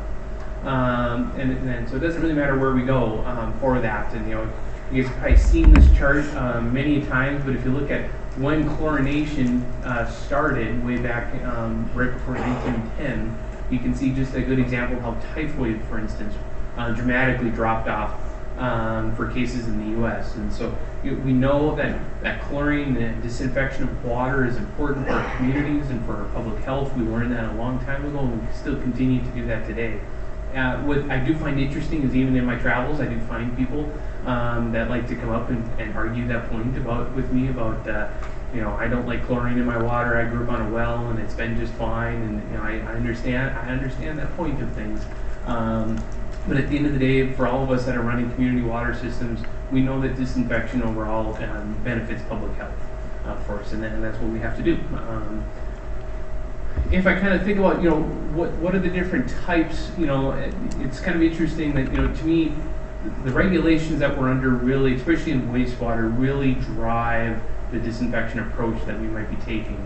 And so if we kind of think about drinking water standards are federal standards and the DEQ that administers, and if we think about wastewater standards are a little bit, and if we think about water, what's kind of unique is nationwide, we all have a lot of the same rules when it comes to disinfection. But for those of us that have wastewater hats in the room, that might be a little bit different. if you are a wastewater operator in Montana, you might have a little bit different regulation than, like, for instance, I'd say our neighbors over in North Dakota have a little bit different regulation when it comes into for disinfection. And so there's a little bit more kind of regional and kind of locational type take in the wastewater world, but those things really drive those types of disinfection practices. And so if I think about in the water aspect of things, the primary ones that we're all probably have been around or have heard about, it's going to be chlorine, whether that be in a gas, liquid, or solid form. Some of us have UV systems. We might even have an ozone system that maybe not as common here. And then what's interesting in water is that we have to provide that secondary residual for our distribution team to make sure that we have water after we've treated it and it's made it all the way through the system and it's still safe to people's taps, since we have that requirement of secondary disinfection for us. So on the wastewater aspect, like I kind of alluded to, it's kind of interesting that kind of state by state can be a little bit different on the disinfection aspect of things. And so, like for instance, in the state of Minnesota, they actually don't have any winter disinfection requirements for their wastewater discharge, and so that's a little bit different than the rest of us in different states. So. For like in Montana, we've got a reduced, disinfection-free E. coli here in the winter. But what's really interesting is, to me, if I think about primary disinfectants for us in the wastewater field, chlorine, very common one that we've seen again. UV, we'll talk about how that's become all the rage over the last couple decades when we talk about wastewater. But the big thing I would probably hit on here is the fact that there's no secondary residual. That's that dechlorination aspect, and so it's a very different. It's a different gear for us that maybe sit in a water bucket or a drinking water bucket. For the wastewater folks, for us, they can't have that secondary residual as part of when they discharge it back for protection of the environment and public health for us. So it's kind of interesting. I kind of like if I kind of talk about the trends and forces kind of in the industry, and I think most of us are working through or have been part of maybe a wastewater upgrade.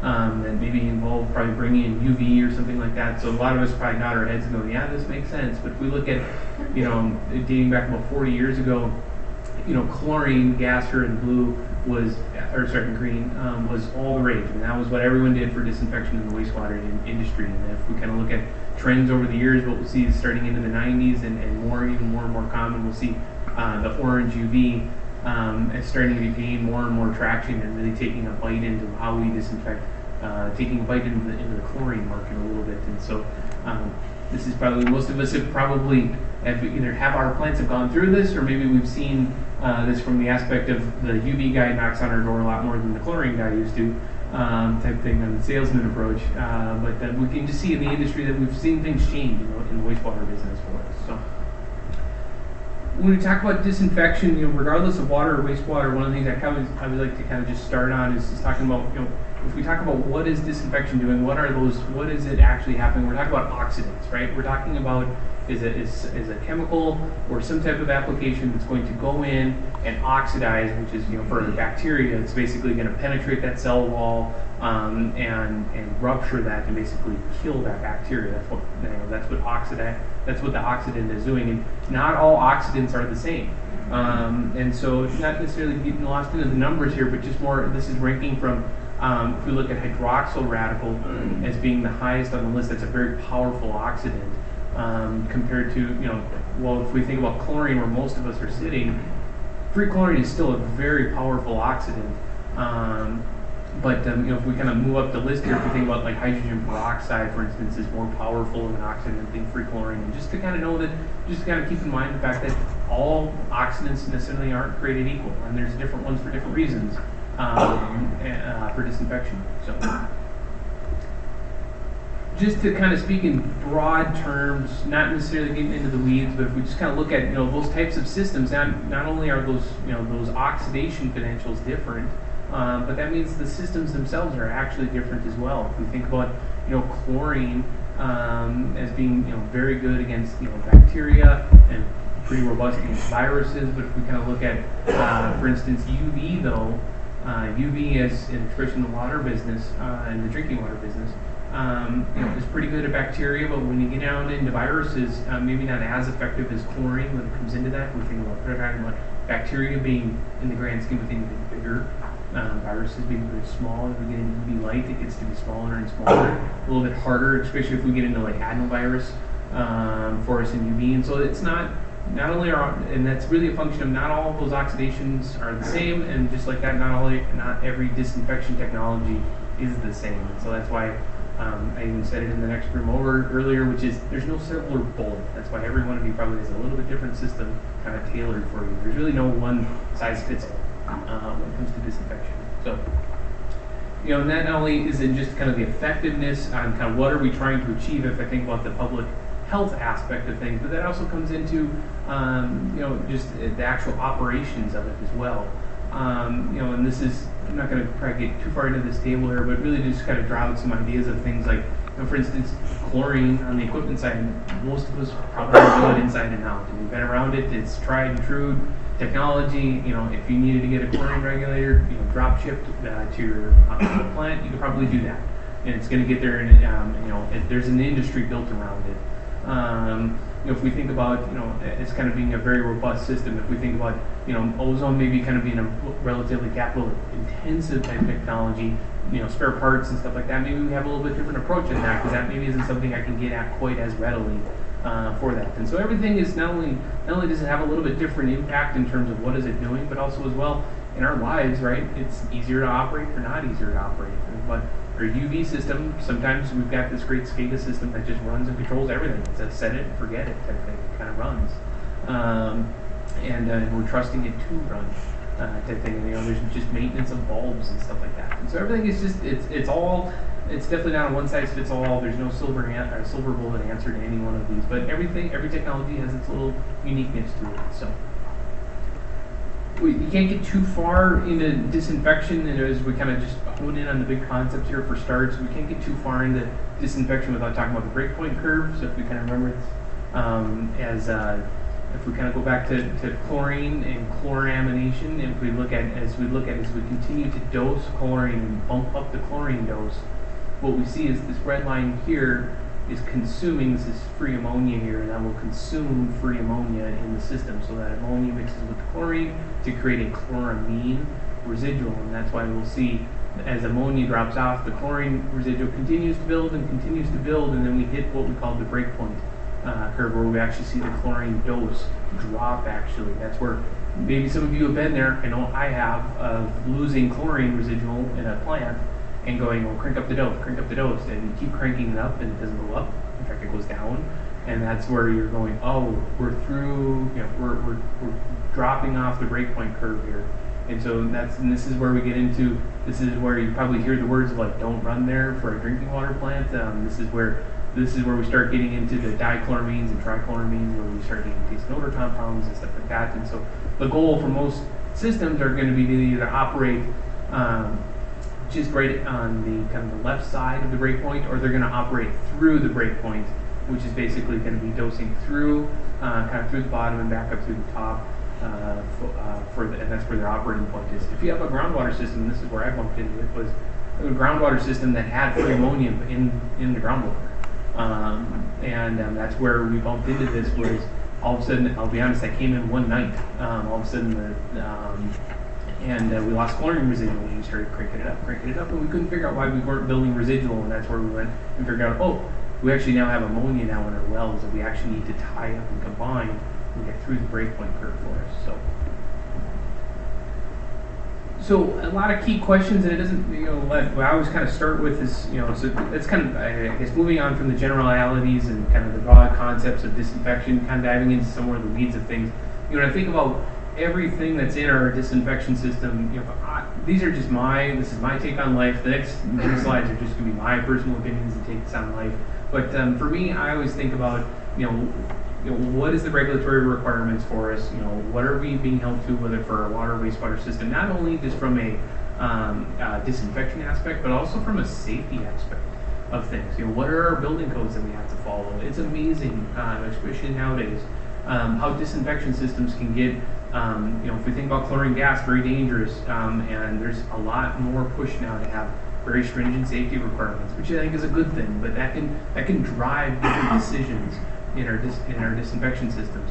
we're thinking about water quality objectives as well with their disinfection system. You know, for if I think about for water, a good example of water quality is going to be if I don't have maybe taste and odor issues in the system. There's a lot of technologies I'm probably not even going to look at. I'm probably not looking at ozone. I'm probably not looking at that stuff. If I don't have those problems, why even look at technologies that are made and tailored for that? You know, a big one is on the safety. Here's an example, and we'll talk a little bit more about different types of safety practices. But for those of us that have been in the gas chlorine business, know that there's kind of two different ways that safety is kind of handled. There's a scrubber system that probably a lot of us have, and then this is what this is called a chloritainer. Kind of the street term is the coffin system. And so inside this is basically the 1-ton cylinder that's sealed in a whole secondary containment coffin system. You basically load it in there, hook it up, and close that door. And if that tank leaks, it's all 100% contained in that. And so it's actually a secondary containment. We'll talk a little bit about some benefits of that system as well. So just some different things that to me are the big broad strokes of, you know, if we kind of think about why do we have this, or why did we do that, or how did we arrive at that decision. I always kind of come back to these kind of big questions that probably got me there for my system. So diving into chlorine then a little bit more. So chlorine, most of us have been around it, probably in some version of it, whether that be in a gas form for probably a good chunk of us. Some of us, so if we look at chlorine gas is one style of system, and as well as looking at liquid style systems as well, and those kind of have some noise, and we'll kind of dive into the differences between those as well. You know, whether that be a solid version, if we're working on, a lot of times we see that on new pipeline constructions where we're putting in, you know, what I always call the occupucks along the way, those chlorine tablets, and then kind of another version of liquid then being being on-site systems as well. And maybe you guys have been around an on-site system, maybe you guys haven't, but we'll talk a little bit about those, kind of the three big styles that we see for chlorine disinfection. So for gas chlorine, taking a dive into that one for starters is what I always start off with is saying with chlorine gas, you know, we know chlorine gas is, I should say maybe if you don't know, chlorine gas is very bad. It can hurt people, and it can hurt people in a hurry. And so we always treat it with a lot of respect. And if we in the business, whether water or wastewater, have learned to respect it, and we know that, you know, as long as you're not afraid of it, you're going to be fine. We've got safe, you know, that's why we run practices and make sure that we treat it, you know, with safety around our plant. But chlorine gas is a very bad chemical for us. It's a very high hazard. And so with gas chlorine systems, one of the things that we do for safety is we always run it under a vacuum. And so that's one of the things that I always kind of keep in mind is that it doesn't matter, you know, starting from the tank. So a lot of times we see systems, and this doesn't matter if it's a big tank or a little tank. We'll talk about different styles, but basically you've got chlorine gas that's being stored here, and it's being drawn out under a regulator, under a vacuum, which is then going into the system where it's being basically fed in through an injector. Ejector and injectors. But basically what we're taking that chlorine gas and we're drawing it through our whole plant under a vacuum all the way up to a point where we're trying to get it, and then we're going to basically diffuse it into water to create that liquid chlorine feed, and then that's what we dose into our system.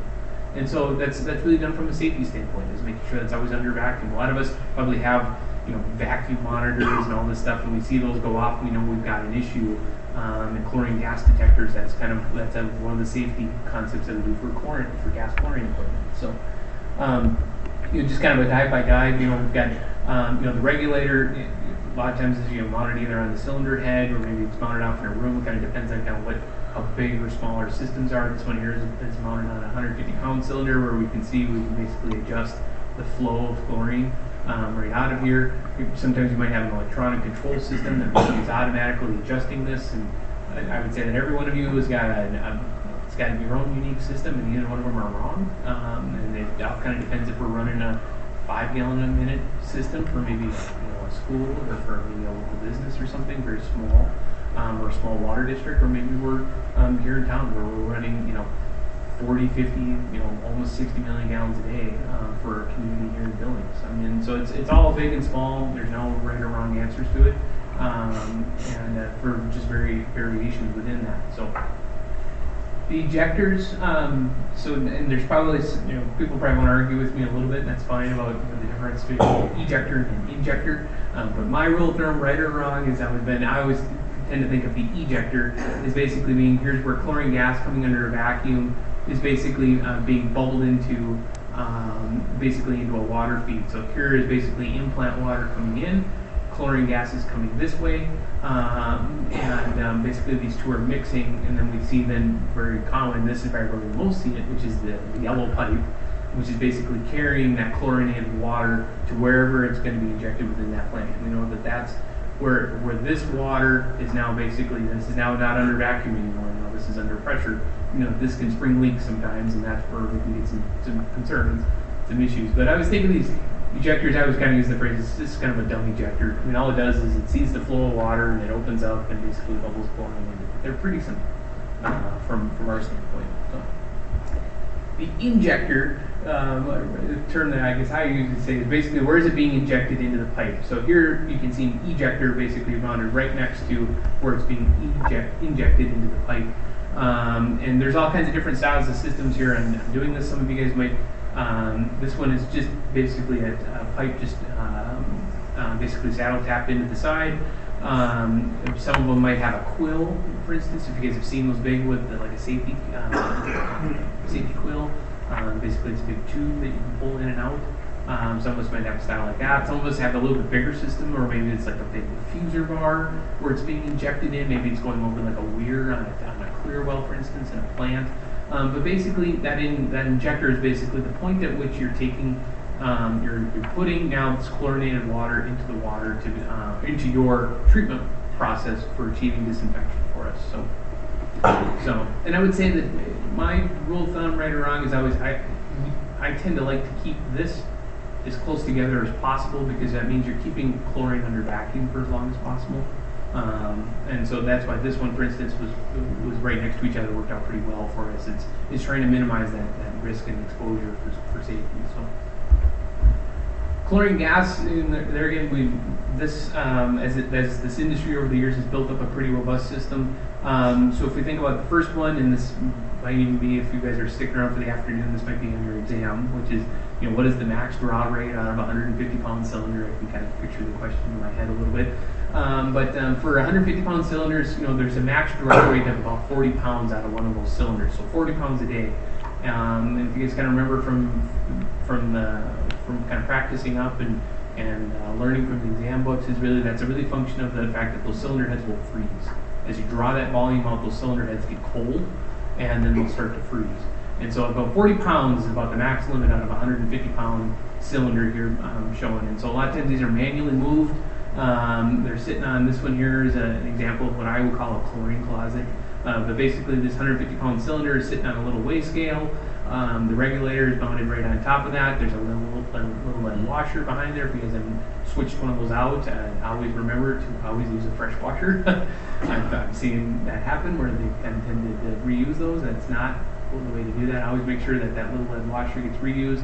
And there again, this is probably a very general broad stroke, not necessarily right or wrong, but I would say in my experience, 150-pound cylinders are probably for those of you that are using them, or if you go to where a plant and see 150-pound cylinders, it's probably a 0 to up to about 2 million gallons a day in terms of drinking water plant. And on the wastewater plant, it's probably going to be under a half MGD wastewater facility. And that's just kind of a rough rule of thumb.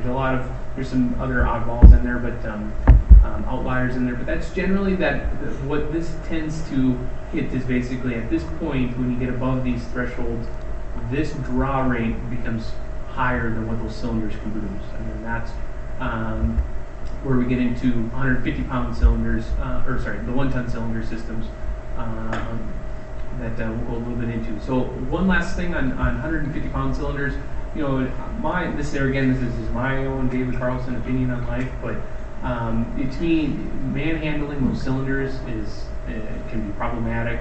They're not fun to deal with, and so to me, I try to make sure that it's as simple as possible to try and move those within.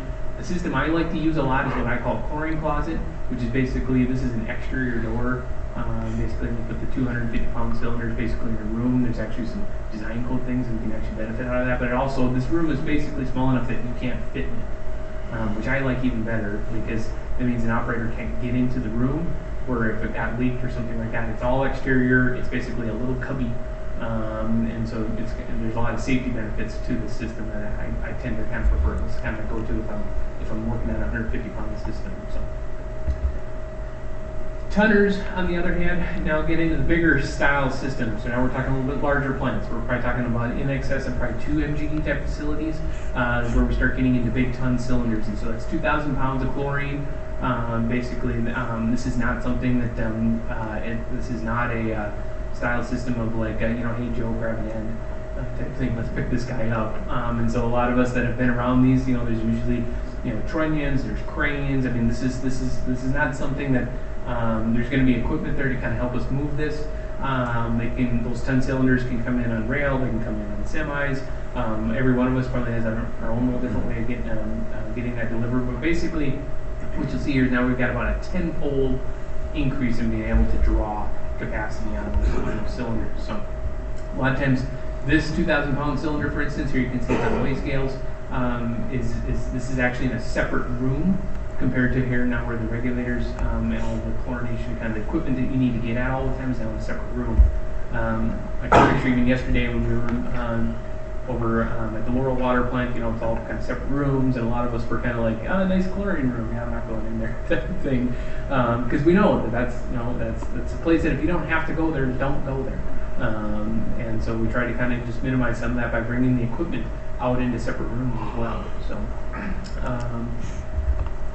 I'm going to totally steal a picture that Barry gave me from the city of Billings practicing. When I think about chlorine gas and chlorine cylinders, I kind of alluded to the fact that it's going to this isn't a good. This is a very dangerous chemical, and so in terms of response teams, this isn't something like if you spill it, you're grabbing a rag to wipe it up. This is, think back to the kids movie Monsters Inc. When I think about those guys in the hazmat suits coming out, like that's exactly what chlorine gas is. And so if we think about response teams, you're not, you're going to be fully, any kind of response team has got to be ready to go with full SCBAs. So it means you're going to have to be oxygen, masks, everything like that, and this for to deal with chlorine gas. And especially with ton cylinders, you can engulf a room in a hurry. And even more so. And so it's a very dangerous chemical. I would say that being said, we as a business have found for 100 years to be able to safely deal with it. But this is not something that we take lightly. And so a lot of times we have emergency response plans and we do drills, and at least we try to do on a pretty routine basis of practicing. A lot of times we have coordination with the fire department. I think they gave a presentation on, was it yesterday? Or the day before maybe. About kind of their plan for response for chlorine gas. So this is, especially when we're talking about bigger systems, a lot of times we're dealing with more and more, we're bringing more and more people in to help us deal with it, because it's not going to be it's not all on you to fix it. It's going to be a team that's going to have to deal with safety. So a good segue into safety then is I kind of alluded to especially with ton cylinders, there's kind of two styles of systems, in terms of the actual operator's safety protection. What is there to protect us, right? Because we're probably not going to walk around every day in one of these type thing, not every time. So we're going to want to make sure we've got, what are some kind of built-in safety systems that we can have for chlorine gas. And so there's kind of two different systems, and probably the most common one is going to be a scrubber system. And some of you might have one of these. And basically, this scrubber system is basically a big piece of equipment that sits on the outside of your building. And basically, if a chlorine gas is detected, it's basically set up to basically automatically suck all the air out of that room, and basically it runs all that chlorine gas through basically a media to basically neutralize it, and then discharges it out into the atmosphere. So it's basically neutralizing that system. And those can come in. That media has a couple different styles. I've seen it in a wet version where it's bubbling up through kind of like water. I've seen it in a dry version as well. And so that's basically kind of the foolproof system of, if a leak happens, it's going to clear out a whole cylinder. It's basically going to suck out all the air in that room and clean it. And so that way, if you are in that room when a leak happens, that's your protection for that. So. And some of us, and those require maintenance. They're expensive pieces of equipment. If you guys have been around them, they're expensive and they take some maintenance. But it's probably the most common style of system. I've heard a few stories of having small leaks. A lot of times these are like a one-shot type deal, and so if you have a leak, it's like on dry media, it's gonna run, and it's gonna run till it's all out type thing, and so then you have to come in and replace all that media. So it's one of those things that when you use it, you're thankful that it's there because it probably saved a life. But at the same time too, if it tripped accidentally or something like that, you're gonna have to. There's gonna be some cost to basically replace all that media as well in the system. So very common system. Two other styles of systems, like I kind of talked about, is going to be the coffin style system, and you can get these in ton cylinders and in 150-pound cylinders. But basically, there's a big. Basically, this has got a big, I was thinking like a torpedo would do, torpedo tube on a submarine. It's basically got a big hatch. You open it up, and you roll in. You can see that this is actually on rails. So this arm actually here on these wheels lowers down into that, and you can basically slide that 1-ton cylinder into that. Into this coffin, basically, and then you basically then close the door. You hook the tube onto the front because the regulator's up on the exterior. You basically just run the connection pipe up and close the door, and then the intent there is that if a leak does happen, it's all sealed in that, so you can deal with that. It's all contained in this little space for this. And so this system here actually has two 1-ton cylinders with a switch over between the two. And that's what that system needed to keep. Some systems will do, all their cylinders and storage will be in these as well. These, I'll be honest, these pieces of equipment are expensive as well, and so that's where it comes into a lot of cost-benefit type looks. Another style system too, maybe some of you might have, is called a halogen shutoff head. So basically, that's basically an extra piece of equipment that goes on a cylinder head. That if a leak gets detected, it'll automatically close the cylinder head down. And so that's, I would say, this is probably the cheapest of all of those pieces of equipment. Scrubbers and coffins can kind of be in kind of a wash. It really comes down to what do we want for safety protection. The halogen shutoff heads, just so everyone kind of knows, that will close the cylinder head. And that's kind of the assumption that the leak is on the cylinder head. It's not going to protect you like if a cylinder gets dropped or something like that, or something else leaks, or maybe it's a different part that's leaking. It's really just protection on the cylinder head. So before I move into that, any questions on chlorine gas or moving to liquid? Fairway Ground. Well, you've shown a lot, but what about leak detection system? So, I don't know if I have a ton of slides on actual leak detection. So, but in my experience, what I've seen is most systems are going to have vacuum monitors on the actual gas lines to make sure that we're holding vacuum. And then a lot of rooms now are going to actual chlorine, gas monitors, so they're actually detecting chlorine gas, whether that's in the room, and then that'll trip. A lot of times, a scrubber system will trip that to engage as if it does detect chlorine gas.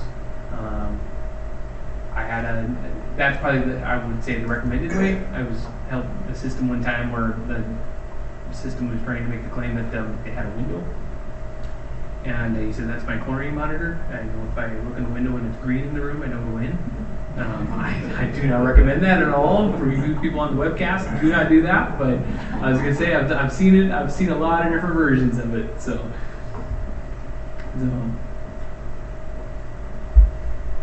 moving a little bit into liquid, and so liquid, if I kind of touch base on this, and this probably gets a little bit more common for maybe of us that maybe wanted to get away from gas chlorine, or maybe we're a little bit smaller system, maybe where we don't necessarily want the safety impacts of gas fluorine and all the kind of everything that comes with that. And so a lot of us might switch to a liquid or have a liquid feed system. And so these are relatively straight. We think we would say in the water business it's sodium hypochlorite, but think bleach. That's what we're talking about. And so we know that just like at the store nowadays, you can see you can get Clorox, and then they've got like extra strength Clorox, and that's probably in the 1 to 3% range. Maybe sometimes maybe a little bit higher, but just like that, same thing. Sodium hypochlorite comes in about a 6, or the most common is going to be about a 12.5% solution, so concentration for us, and that's going to come in all kinds of shapes and sizes. You can get it ordered in 1-gallon jugs and 55-gallon drums and truckloads of it, and so you can get it in all kinds of volumes based on the size of the system. I'll be honest, just because you're a big plant, don't think that You can't do sodium hypochlorite. I'll be honest, there's a lot of really big plants out there, and 40 mg plants that run on sodium hypochlorite. So it can be done. It's expensive. It gets to be expensive, but it doesn't have that chlorine gas safety impact. If we think about bleach, yeah, we've got some fumes that we're worried about and things like that. We're worried about spill, but we're not necessarily worried about with chlorine, with a liquid feed system. We're probably not necessarily having scrubbers and all this type of safety equipment in response to anything like that. So one thing with sodium hypochlorite is always just note that it does degrade over time, and probably some of us have maybe been around that. Boy, this chlorine, I can't get this residual to come up, and you look at the jug and it's like dated 2007. It's like, ooh, this chlorine isn't good anymore. That's chlorine when it comes to liquids. So sodium hypochlorite will degrade over time. So you got to keep. So there's this isn't something you want to stockpile for the zombie apocalypse type thing. You're going to want to make sure that you're keeping chemical turned over within your system for it. So here's an example of kind of big exterior type storage. A lot of us probably have just a very simple one, which is just two small storage tanks. Little LMI pump on top, and it's just as a gallon of water is flowing down our pipeline, that meter is telling you to dose a little bit of chlorine, and that's probably the most common system we have for liquid feeds. Very common system. So, like I said, they're relatively simple. I mean, this is no different than any other type of chemical feed system here, where we got basically that chlorine, we're dosing it through a pump, and then it's going through an injection point, and then it's going out into our system. We might have a little bit of a contact tank or something like that if we have some CT requirements or something like that. These are relatively straightforward for liquid feed systems. So when it comes into liquid feed systems, I tend to always like to kind of store them in acids and bases in separate rooms. I like to get salts and kind of do some more or less housekeeping within my own chemical spaces. That's kind of my preferred approach. Can't always necessarily do that, but when it comes into liquid, it is relatively safer than gas. We do vent them to the outside, so the tanks a lot of times will be vented outside just to make sure, for any fumes and stuff like that. But relatively safe compared to chlorine gas when it comes to liquid feed systems for us for chlorine. So, in fact, I'll probably come back to it on liquid feed. So on-site systems is just another version of liquids. So an on-site, if you guys have been around, has anyone ever, you guys either have an on-site or have you guys seen an on-site system? A couple guys got some? Yep. So an on-site system it is basically making sodium hypochlorite just in your plant. That's all it's doing. And it's a contraption, it's a piece of equipment you buy that basically generates sodium hypochlorite in your plant. So you're not buying it from a Hawkins or some type of chemical supplier. You're actually just generating it right on site. And so this has kind of been kind of a little bit of a trend in the industry to get even more and more safer, get even more safe in the water and wastewater industry. So we look at on-site systems. There's no necessarily transporting hazardous chemicals down the road. You're not having to unload containers and all that stuff. And we'll kind of talk a little bit about it. I mean, it's really just taking salt and water.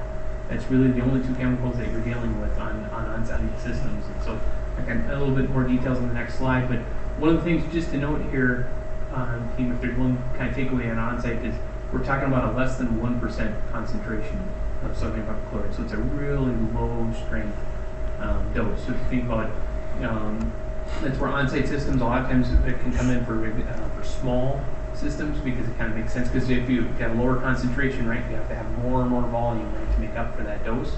And so those on-site systems can kind of get a little bit big sometimes, just to kind of come up to make up for the fact that it's a low concentration. So how does it make sodium hypochlorite? So basically, math aside, basically we're taking salt.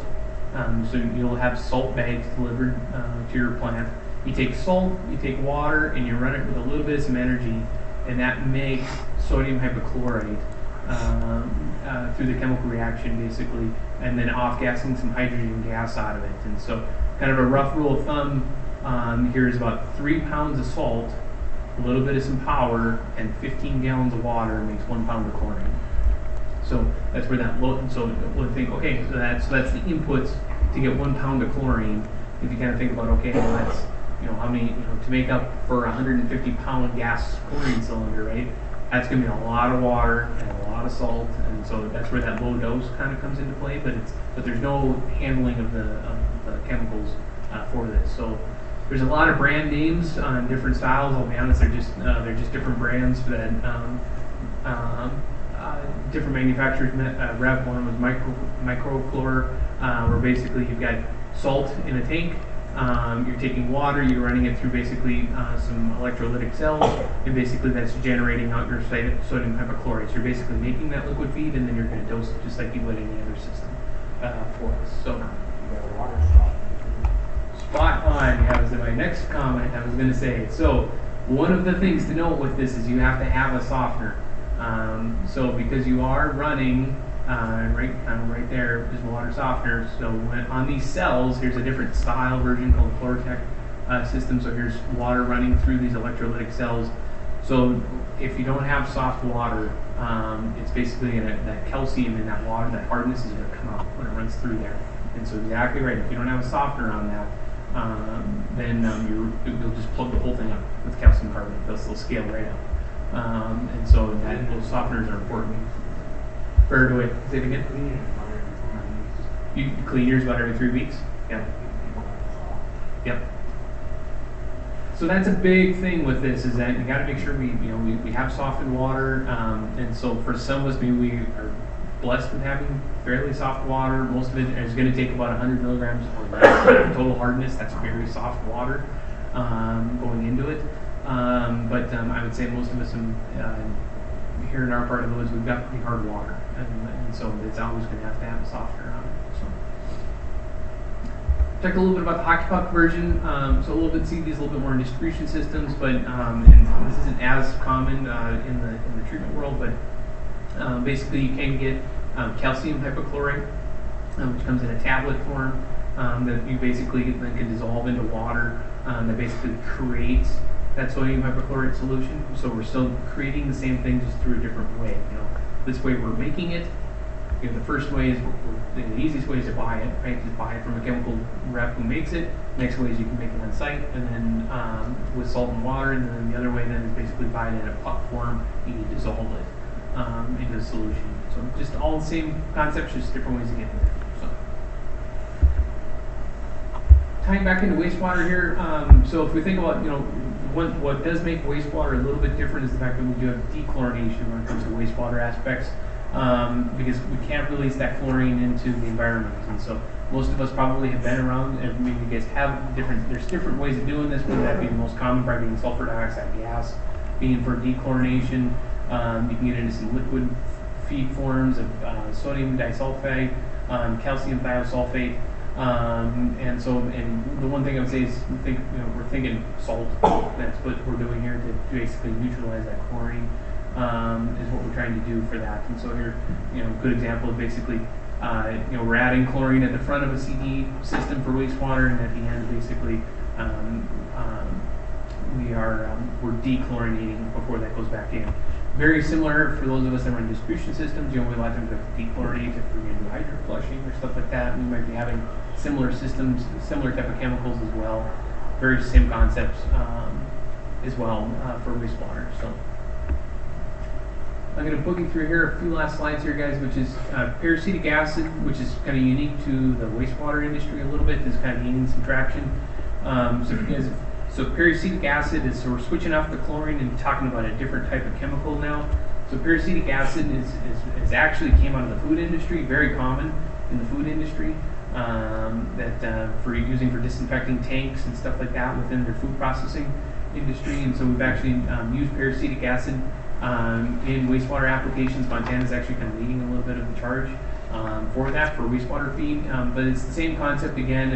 It's basically oxidizing out bacteria and creating that kill that we want in our systems. So, good example here of just kind of how it works. So here's 1 dose of peracetic acid. Here's the plate counts for us, and as we work up to a 9 milligram per liter dose, just an example of how we achieve kill here in a wastewater system. So there again, it's a liquid feed, no different than, it's just a different chemical that we're feeding. So very similar to a sodium hypochlorite feed system here, where they're buying it in a 55-gallon drum, and they're dosing it into their wastewater system for achieving disinfection.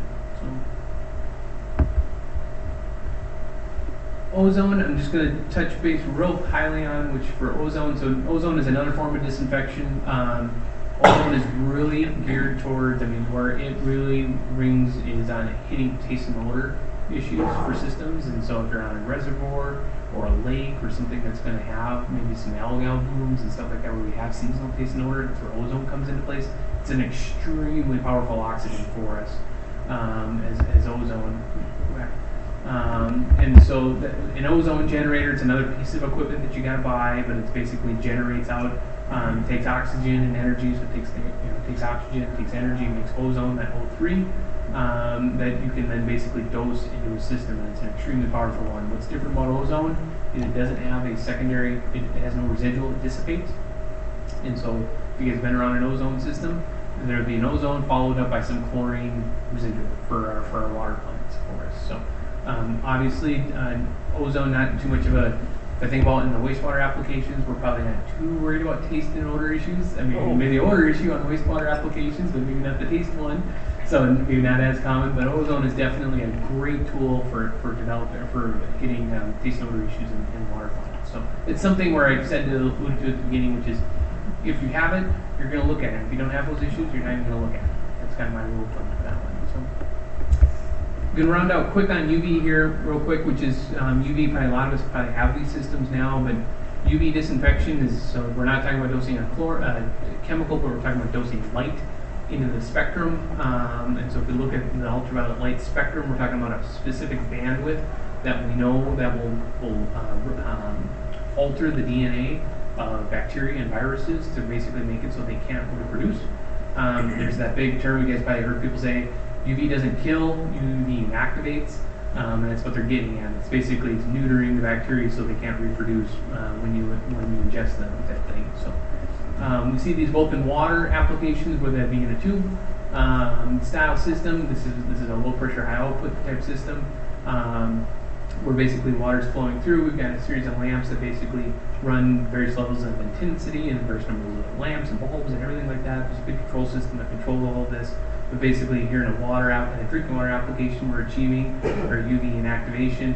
In a wastewater application, I would say 9 times out of 10 we're converting old chlorine contact tanks into the UV system. So here's an example from a Trojan system where these banks of UV lamps here running this way, kind of with the stream, with the flow, basically drop in into that trough. And a lot of times these are great for retrofit applications, which probably most of us probably have done, probably in our systems for wastewater. So just some other examples. Here's so UV, just so you guys can probably picture, if we good example is if you go to the Great Falls water plant, they've got low pressure, high outputs. So those reactors are huge. It's like a Volkswagen. These reactors are huge. If we go down to the Billings water plant, this isn't their system, but it looks very similar to it, which is basically these are medium pressure, so it's a lot smaller. And this is just a function of how bright is that light. So these bulbs here are not as hot, not as intense, and so it has to be a bigger system versus these smaller systems that are a little bit more intense and a little bit more compact. Just Chevys and Fords, different ways of doing it. There's different reasons for each one. So, with that being said, I think I'll use this to kind of a little bit to kind of just recap. So if we kind of think about the disinfection is important, and we maybe it doesn't matter for water or for wastewater, we're doing it for protecting public health. We may have some different ways of tackling it. A lot of us have, probably have some kind of experience around the chlorine system, whether that be a gas or a liquid versions. We kind of talked about the different varieties with that, and a lot of that all those different systems all tie down to safety. At the end of the day, we want to make sure that everyone is safe and no one gets hurt. And so, if we think about a big system, maybe some of us might have this, maybe sit on a shelf in their plant, and they might have what they call a risk management plan. And that's an important document that basically has all the safety procedures laid out for how we're going to deal with a chlorine event. What is our response plan, and keeping those up to date and making sure staff know that it's important. Because if we think about the different types, gas, liquid, solid versions of chlorine, it's all hazardous for us. And so because of the hazard, we've seen different ways and trends of going to like paracetic acid and UV and different types of systems with that. And like I said, there's not a one size fits all. But there's probably some reasons why you have the system that you have. So with that, team, any questions or good stories? By the way, I was like good examples of I have this and I found that that's a big problem. So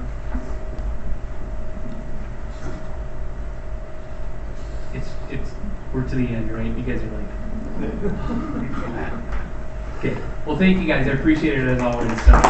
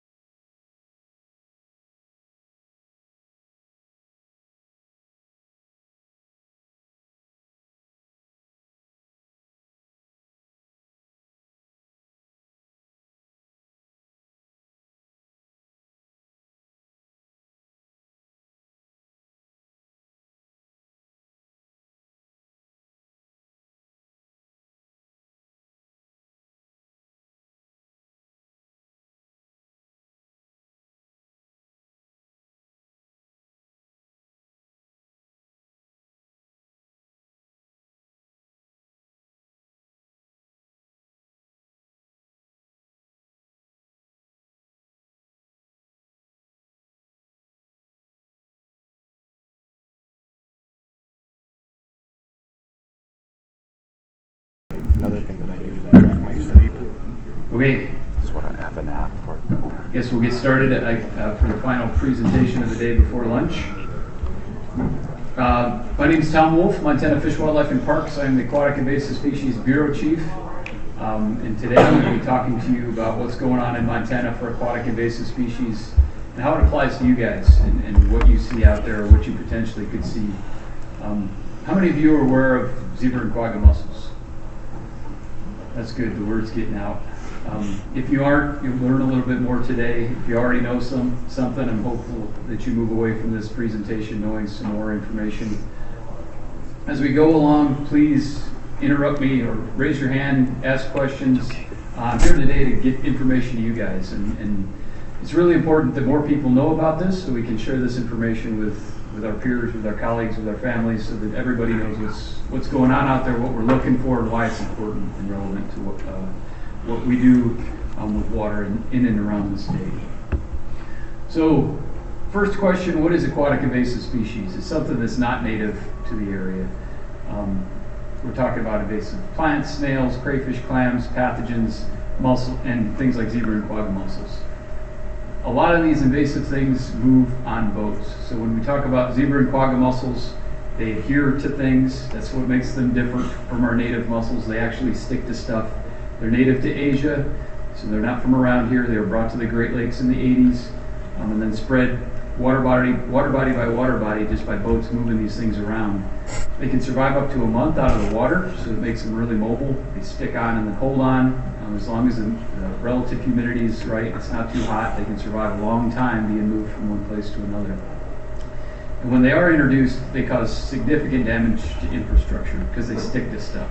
They stick to pipes and outlets and that type of thing. How long can it live?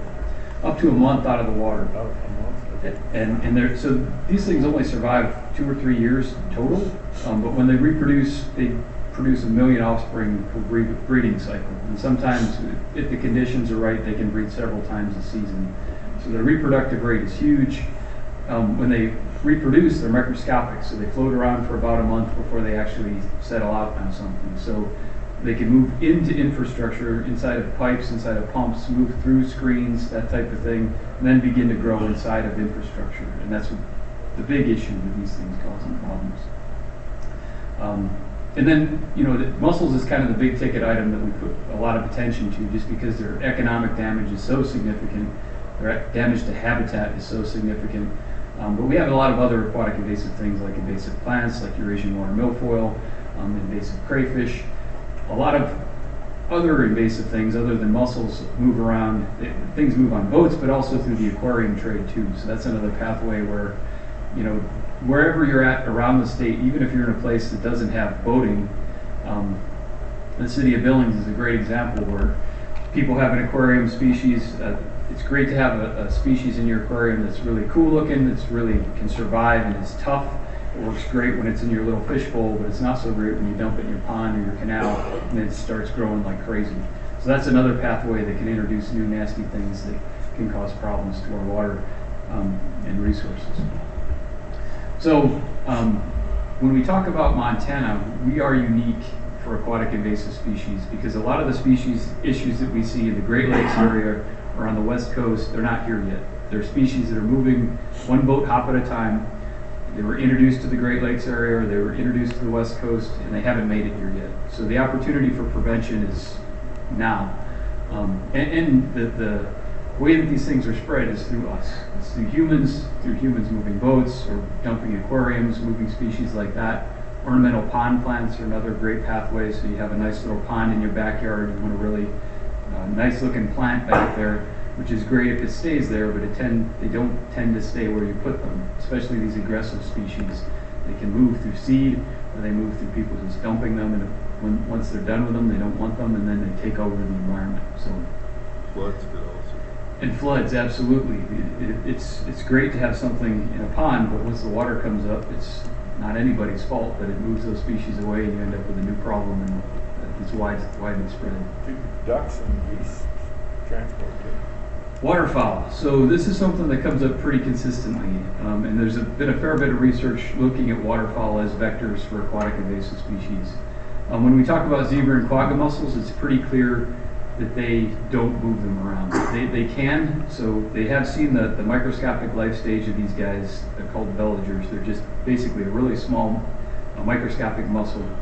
They can move on birds, but they don't survive very long. So as far as vectors, waterfowl, there's a possibility, but it's very unlikely that they would be responsible for things like that. For species of some plants, they are a vector. But when we talk about zebra and quagga mussels, waterfowl aren't a concern. And when we talk about for other aquatic invasive species, we try to direct our efforts towards the most significant pathways there are out there. And waterfowl, there's nothing really we can do about it except for shoot all the ducks that are coming into the state, and that's not going to be received very well. So we know our main pathways are watercraft for most of these things. And we have significant impacts to hydropower, so hydropower generation, agriculture, other water-based infrastructure like drinking water facilities, places that have zebra and quagga mussels have drinking water facilities that use surface water. These things come in, they attach to pipes, they follow up infrastructure inside of treatment plants, they change water flavor and taste. They're not good. But right now in Montana, we have an opportunity to prevent them from coming in. So we'll talk about that a little bit. So zebra and quagga mussels were introduced to the United States in 1988, or at least that's when we first found them in the Great Lakes, or in Lake St. Clair in the Great Lakes. Came through international shipping, so ships moving from Europe and Asia into the Great Lakes, dumping ballast water. Ballast water, these big, huge cargo ships take on a lot of water to keep them upright because they're so top heavy. And so they have this ballast water in the hull, and then when they dump that water is like a big fish tank. And the Great Lakes have had over 100 species, non-native invasive species, introduced to the Great Lakes because of that ballast water. So they came into the ballast water, pumped that water out, zebra and quagga mussels were introduced, and then 10 years later we see that kind of spread throughout the United States. So into the Great Lakes, through shipping in the Great Lakes, moving downstream through the river systems, and then also independent water bodies as recreational boaters started moving from one place to another. They started popping up in more and more locations. And then leading to now, today, they're looking at distribution. They made the jump west in 1998 into Lake Mead, and then spread down the Colorado River very quickly. And then they popped up in other locations throughout the West. Those little blue squares are considered failed populations. So those are places where mussels were detected, that microscopic life stage was detected, and then they've never been seen again. So we're hopeful that that's the situation we're in Montana right now. That's a big jump right there. You think that was maybe a boat thing or something? Absolutely. Without a doubt, the boat moved them west. So they move downstream. When we talk about dams, they move through dams without a problem. So once you get them in a system, there's no way to prevent them from really moving downstream. But keeping them within those basins, they move from basin to basin because of boats. Another vector that we also address is things like floating barges. So through construction of dams, through infrastructure improvements, that type of thing. If equipment isn't clean, they can move that way from one place to another. But primarily it's recreational watercraft that are moving around. But when we look at the blue squares up there and then we look at the detections in Montana, these are places where that microscopic life stage was seen. Hopefully we never see them again in Montana. But we had a detection in open. And so this is the impacts that they create in the Great Lakes, where that was a nice sandy beach. This is Lake Michigan. 10 years earlier, 5 years earlier, it was a nice sandy beach, and then these things come in and they just cover everything. It's just really, really productive. They really just change an ecosystem. When you talk to folks from the Great Lakes, it's not the end of the world back there. But the cost of doing business goes up. The ecosystems change. The fisheries change. The cost of moving water through drinking water plants or industrial plants goes up because you have to put in chlorine injectors or UV treatment, that type of thing. So it just changes the way you do business.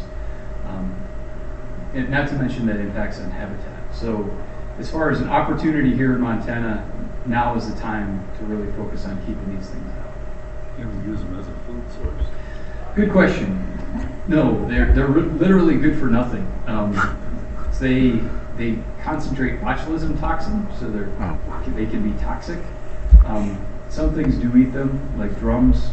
Some ducks and waterfowl eat them, but they can't keep up with their reproductive potential, so they just go gangbusters.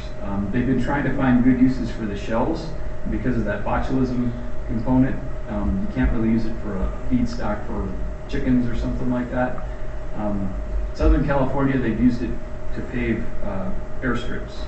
It's kind of the best use they've found for it. But otherwise, where these things do occur, they regularly rake the beaches to get this stuff off so people can actually walk on the beach without cutting their feet on the shells, because the shells are really sharp. And then they just make big piles of the stuff, use it as fill. They aren't good for nothing. It's wiped out their king salmon. Yes. So what they do is they're filter feeders. So they basically mine the bottom out of the food chain. They eat all the plankton that the smaller organisms, the smaller desirable organisms and fish eat, and so that there's less food available for higher trophic levels for bigger fish and that type of thing. So they've seen a total flip in the Great Lakes of fisheries. Not to say that the fish are gone, they're just different and they're not as big, the water's not as productive, and they see a lot more non-native fish or fish that, one thing that happened in the Great Lakes is through the invasive species they introduced, they also introduced a goby, which is a little fish about that big that lives in the bottom, has got big bug eyes. And the gobies like to eat these things. They don't eat them fast enough to make any difference, but what they found is that smallmouth love to eat the gobies. So now they have a record smallmouth fishery back there because this brand new food chain that they've created. So not good, or it's not desirable. It's not the end of the world, but it's certainly not a good thing. Is there anything to prevent them at all? So how we prevent these things is through our watercraft inspection program. Education and watercraft inspection is kind of our big push to make people aware that they need to clean their boats off, clean their gear off, as they bring it into the state to prevent the movement of these things. So what happened in Montana? 2016, mussel villages were detected in Tiber Reservoir. And that's a picture of the organism. They're microscopic mussels that float around for about a month before they actually settle down on something. That was seen in Tiber. Those things were seen in Tiber on 2 different occasions through 2 different sampling events. That led Governor Bullock to declare a natural resource emergency, which dedicated funds to the issue. Also, an incident command team was put in place to mobilize a program that was effective at containment in Tiber. And then also at Canyon Ferry. So at Canyon Ferry, they just found one of these organisms in a sample. So that led to the listing of Canyon Ferry is a suspect mussel water, and Tiber is a positive mussel water because of those 2 separate detections. So what it did was that detection led to that emergency declaration. Legislature was in session at that time, so they pushed out a fair amount of funding to support this effort, aimed at containment. So making sure that if mussels were in Tiber or Canyon Ferry, making sure they don't hop out to other basins. So making sure boats are clean as they left those systems. Also stepping up inspections of boats coming into the state and crossing west over the Continental Divide with the intent of keeping mussels or other invasive things from moving around. Following that detection, mandatory inspection requirements were put in place. So you leave Tiber or Canyon Ferry, you had to be inspected. Also new regulations so that boats coming into the state were required to be inspected and crossing west over the divide.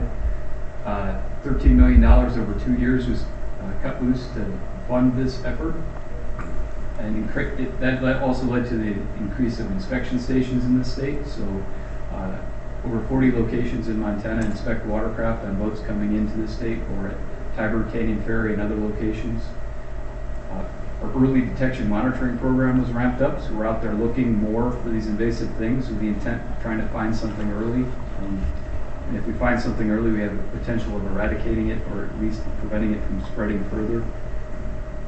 And then expanding outreach and education, so making people more aware of this issue, making sure they clean their boats and equipment so that they're not part of the problem spreading this stuff around. So we increased staff. My position was created following that detection of mussels, as well as 5 others through Fish, Wildlife, and Parks. Also, we've expanded with the inspection stations that we have. We're working more and more with local communities to operate those stations. So we're working with tribes, conservation districts, and counties, so that it's not FWP staff that are operating those, but it's some local entity that's rooted in that community can pick up that station and manage it and run it for the day-to-day operations through a contract with the state. Increased partner involvement, expanded inspections. So that's where inspection stations are located in the state. Again, focused on borders, Continental Divide, and then Tiber and Canyon Ferry. When you look west of the divide, we also see a lot of efforts like the city of Whitefish. We partner with them, and they have now boats that launch on Whitefish Lake have to be inspected. And that's a partnership with the city of Whitefish and the state. Confederated Salish and Kootenai tribes operate a couple stations under contract with the state.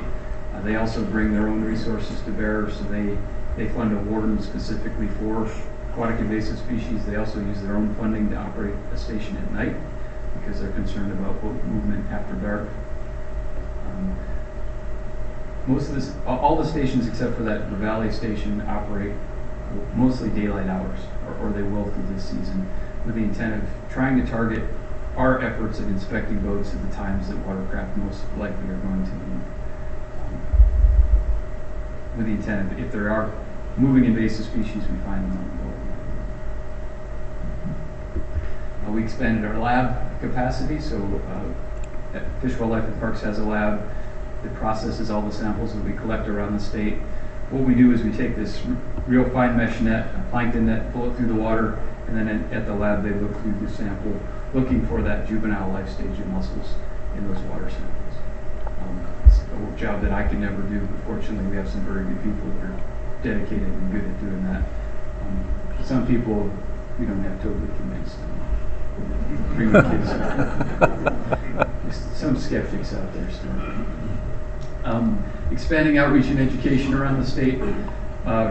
One of the efforts that we've pushed a little harder the last couple of years is to the agricultural community. So when we talk about impacts of mussels to infrastructure, irrigated agriculture has a significant risk or threat with mussels coming into their systems, clogging up pumps, clogging up pipes, moving water. These things are really, really hard on anytime you try to move water. So really trying to educate the agricultural communities so that they're more aware.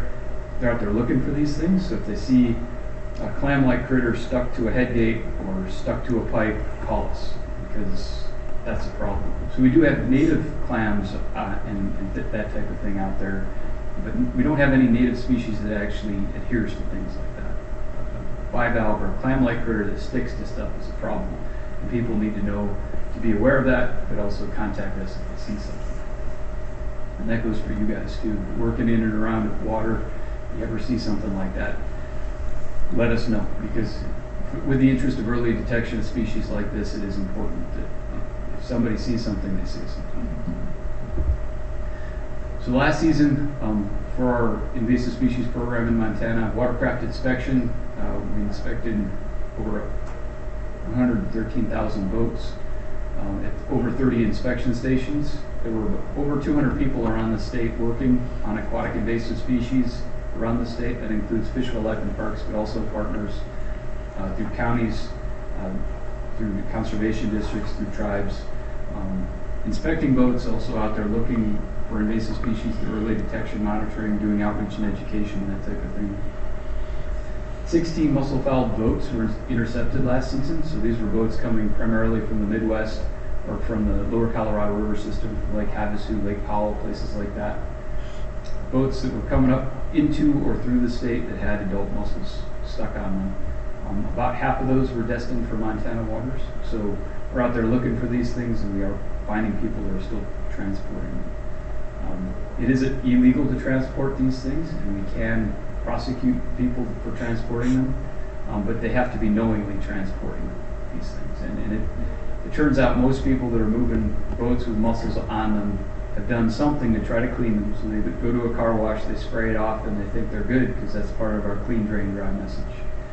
The trouble is when you clean boats, you have to use really hot water because these mussels like to hide inside of things. They hide behind boat motors, in through hole fittings, in pipes, and in the infrastructure of the boats.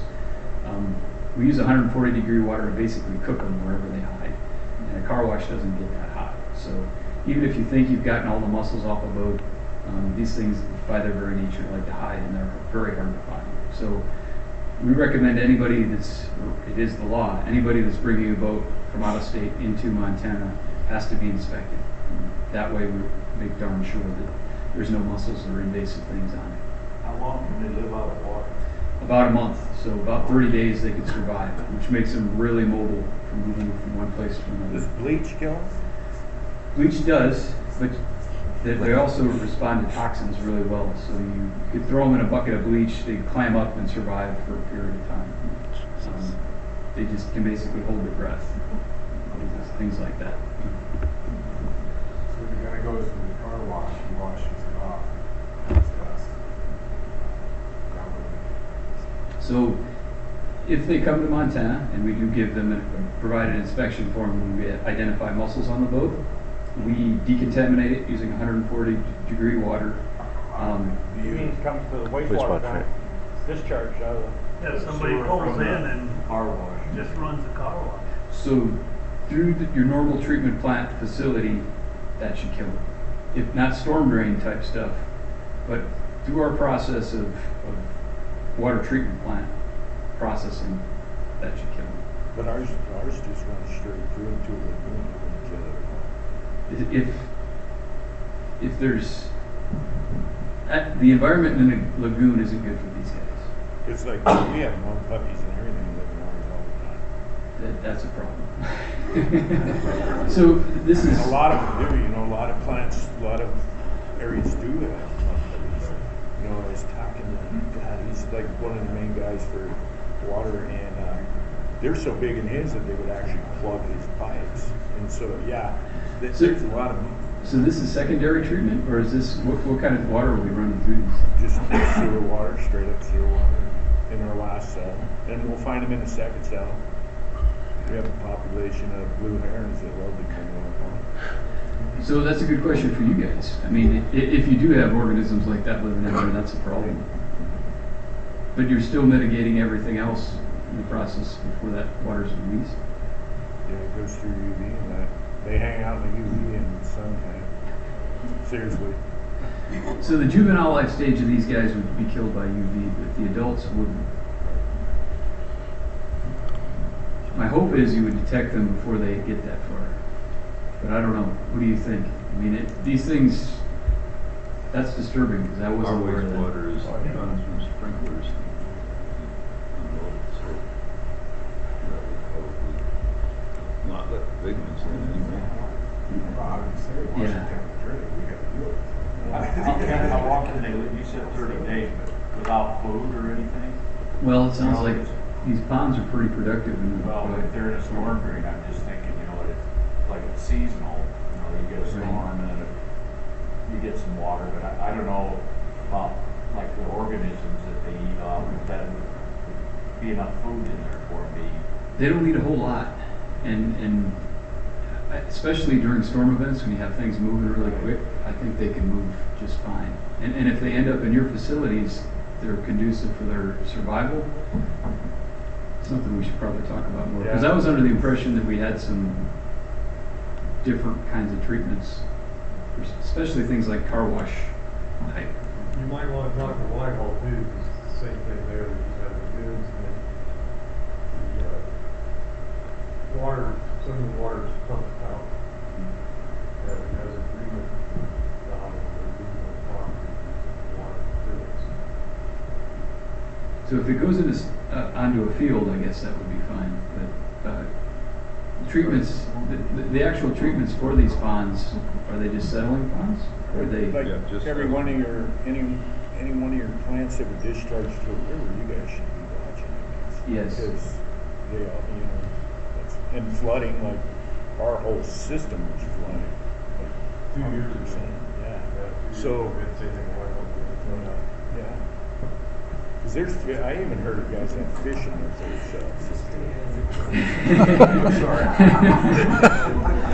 So who would be the best person to talk to? Would I talk to DEQ about? Yeah. What- different what's- processes. I Yeah, think. for There's sure. gonna be, Because some of the more bigger rural, city's gonna have a different process than a lagoon system. and that's certainly something we need to keep an eye on. Not just for mussels, but other stuff. I mean, if there's not a whole lot going on in the processing, people flush things down the toilet or fish tank type stuff. With all the different species that can move that way, that's something we need to keep a close eye on. And that's the difference. We, for 100 years, have been trying to remove solids, not mussels, Right. right? So we're not looking for that type of stuff. That's not what we're doing. That makes sense. But like I said, you say it's moved from basin to basin, we've got what's loaded. Well, everybody in Minnesota washes the load off somewhere. Yep. Where's that going? It's a fine question. So I would actually argue Right, that it's going from this lake to that lake. It's going from this lake from the drain to a receiving stream. Yeah, I think I had some, I assumed some things that probably we should take a closer look at. Most cities in Montana have two systems, a sanitary system and a storm system. Most of them. When you get back to the Midwest and stuff, they have a combined sewer system where they have them both together. That's a little difficult too. So the storm system here is usually a straight shot where there's no treatment.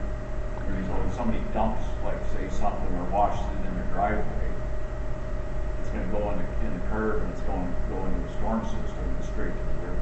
Yeah. You find everything in, anything you can think of, people flush, man. Anything. I believe it. Cell phones, we had big fan belts, towels, anything that fit in there, mop handles. I'm sure there's a lot of Yeah, critters that go with that anything. too. So guy cleaning his fish tank goes out in the street, he's gonna dump it right in the street, he's going right into the river. Yeah. Lake Elmo discharges to a storm field too. I don't know if you're recording that. Yeah, and Lake Elmo, we found a species up there recently. I guess I'll talk about that. So Asian clams were found in Lake Elmo. They're really an aquarium species. They're a clam from Asia, as you would imagine. Not a zebra quagga mussel, though. They don't stick to stuff. But they are an undesirable species. They are widely distributed in the West, but this is the first place we found them in Montana. And more than likely in Elmo they came in on the boat, just because there's so much recreation out there. And there's so many clam populations in Wyoming and the Dakotas. What do you guys do with, do you do anything like for float tubes and stuff like that? No, they're not regulated under law, because you gotta draw the line somewhere. And clean, drain, dry is our message. And those things, they don't hold any water typically, they don't stay wet for long typically. But in places like Lake Elmo, we put more attention on that because just making sure people dry those things off as they get out. They don't have mud on them and that type of thing, because mud's a great matrix for moving a lot of the aquatic invasive things, just hide in the mud too. I guess my question is, I'm coming across the border from wherever, with mussels on the boat, and you guys inspect it. Now how do we get rid of it? So what we would do typically, Because if you wash them down, that's what we're getting at. Yes. I don't know where your station is, what you're doing, are you filtering them out, catching them all? Or, I understand the temperature, yeah. but some of them you're just knocking off. And they survive and they get some. So where we do our decontaminations are on gravel pads with just surface infiltration. We don't use a whole lot of water, so that works. We don't do it all that often, so it works. So that, and we're away from surface water, so if we do have a rain event or something, there's no surface water anywhere near it. And then what we do is, if they're destined for Montana and they've been in the water relatively recently, we lock the boat to the trailer. We allow, if they're going home, we allow the boat owner to take it home, and then we make sure it just doesn't launch for a month. That 30-day time frame, just to make sure, because we know these things like to hide. It can be hard to kill all of them. So it's just an extra safety check to make sure that that boat's dry for a full month. And to ensure everything's dead. So when we do wash these things, we're not putting it into storm drains or anything. So if you find one on the boat, do you like quarantine that boat for a month? Yes, well, depending on the situation, but yes, we have the authority to do it, and we have done it when we see boats that have recently come out of water and have that biological risk. And they can't sit outside or nothing if it rains or whatever, screw them up too, so. They're supposed to be dry, yeah, but then we do a follow-up inspection after a month's time to remove that hitch lock, and if things don't look right, we can keep it on there for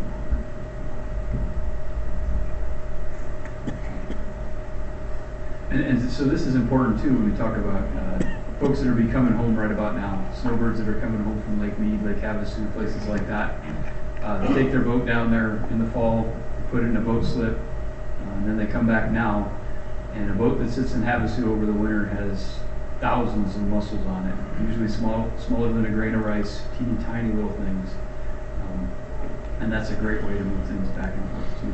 So that's why our stations are going to start opening here next week. We open our first station on I-15 just to catch that north-south traffic. People coming home from Lake Mead. All these other states care to take care of part of their problem? Yes. So all the states in the Northwest have watercraft inspection programs, and during the season, boats are set up, or inspection stations are set up on the side of the road. The problem is Arizona doesn't really have a program, and that's where most of our mussel issues come from. And then when you go east, there's nothing, or very little. Minnesota has a program, other Midwestern states do not, and so we see these boats just coming. It's interesting because people with money, but not a lot of money, or not an excessive amount of money to buy a brand new boat, they see a boat that they like, they look in the Midwest on Craigslist, boats are a heck of a lot cheaper back there. So they hire a mechanic, they test the thing, the boats are usually in the water, they buy this boat sight unseen and pay somebody to transport it, and that's who we're seeing, at least for the boats from the Midwest coming, bringing live adult mussels into Montana, are coming that way. So working with Midwestern states, working with transporters, working with Craigslist to try to tighten that up, because that's a huge pathway that, to bring things in like mussels. Run steam through our equipment Yeah, these things are tough. I mean, they're hard to kill. So at 140 degrees, they need 10 seconds of contact time to basically cook them inside their shells. When they're that microscopic life stage, they die pretty quick. But for those adults, they're really a tough critter to deal with. 300 found with weeds. It's supposed to be weeds, things like Eurasian water milfoil, that type of thing. So we're also finding other things on boats, not just mussels, but things like Eurasian water milfoil, flower and rush, curlew, pondweed, aquatic invasive plants move on boats too. So that's part of the message.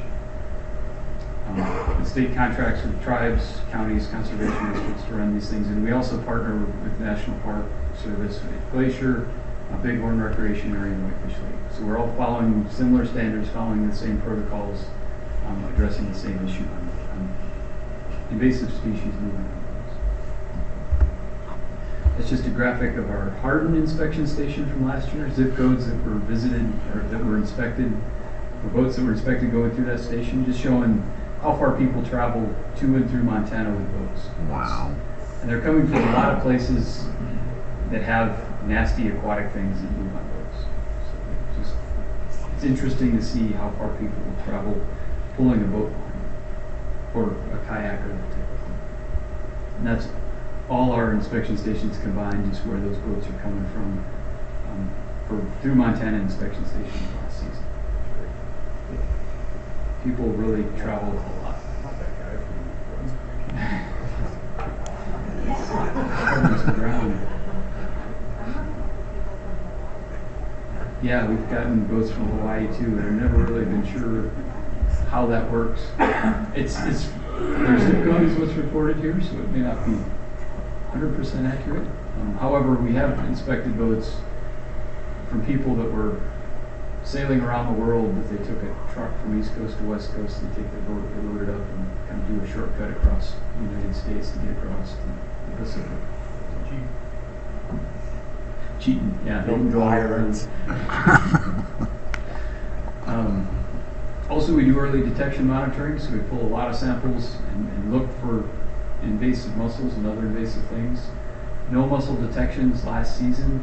Since 2017, with our detection in Tiber, we haven't seen evidence of mussels again, except for DNA.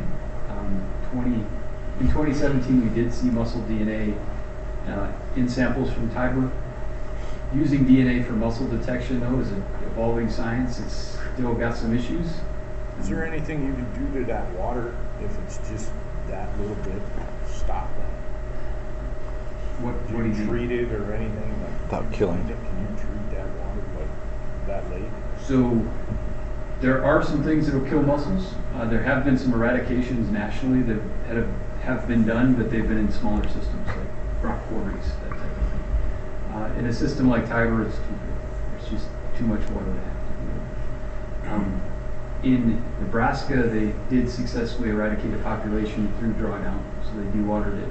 And that's one thing we could try at Tiber. It was discussed when the emergency was declared, and then they decided that was too difficult. I mean, with all the, when you talk about water in the West, all that water is allocated, it's spoken for. So for flood control, for irrigation, for downstream use and issues, dewatering some of our big headwater reservoirs would be a big lift, and they decided at the time that wasn't good. But at this point, we haven't seen them again, and I suspect when we look back, way back at this one, not that one, sorry, maybe that one, those blue squares, hopefully Montana ends up with a blue square.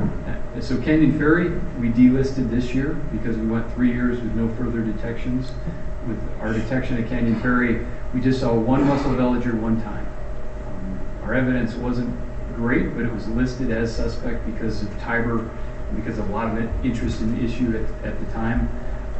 Following intensive sampling for 3 years, we found no further evidence, and so we delisted it.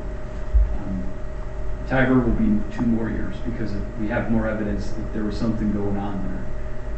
But when we look at Colorado and Utah and Nevada, those blue squares, through intensive sampling over a period of 3 to 5 years, sometimes 8 years, they've never seen them again. With a similar detection like we had, seeing that small life stage. So what's killing them there? Good question. For some reason, some of these populations aren't taking hold, and the best guess is that in the West, we see a lot of stage change in our systems, which you don't see in the Midwest. They're dam systems that have drawdowns every winter, and so you have these mussels, they're inoculated, they're brought in on boats, they reproduce, they establish along the shoreline in the shallower water, and then that is dewatered every winter. And so you take out that population. And so it's that much harder for them to get established. And these things, it's not really easy for them to get a foothold because they are broadcast spawners. They spawn, they float around for about a month and then settle out. And then when they settle out, they have to be in close enough proximity to successfully reproduce again. So, and they only survive 2 to 3 years. So by taking out that population through drawdown, really kick them in the butt and make it hard for them to actually get there. And I think that's what our saving grace has been in the Northwest at least. And hopefully that's the case in Montana. So are the adults, do they stay more close to shoreline? No, Shallow water? not necessarily. They can establish, quagga mussels are found in Lake Mead at 500 feet water depth. But you take out that portion. I mean, it's more likely that they would establish in shallower areas. And so we're hopeful that through drawdown that's taken them out. And our evidence has shown that we haven't seen them yet. That doesn't mean they're not there because small populations are tough to detect, but we haven't seen them, which so far so good. Good news. When we look at early detection monitoring, so we're looking all over the state, particular focus on Tiber and Canyon Ferry because of those detections, but also in Fort Peck and Flathead Lake because those are the 2 water bodies that get the highest out-of-state use in the state.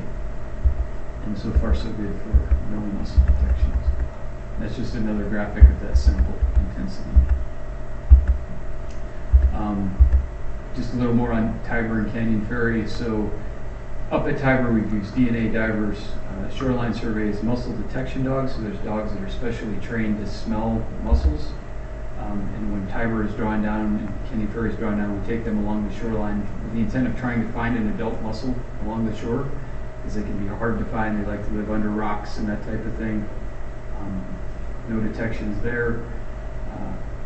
So we lifted restrictions on Canyon Ferry this year, so no longer will we have those inspection stations, or the inspection requirements for boats leaving Canyon Ferry.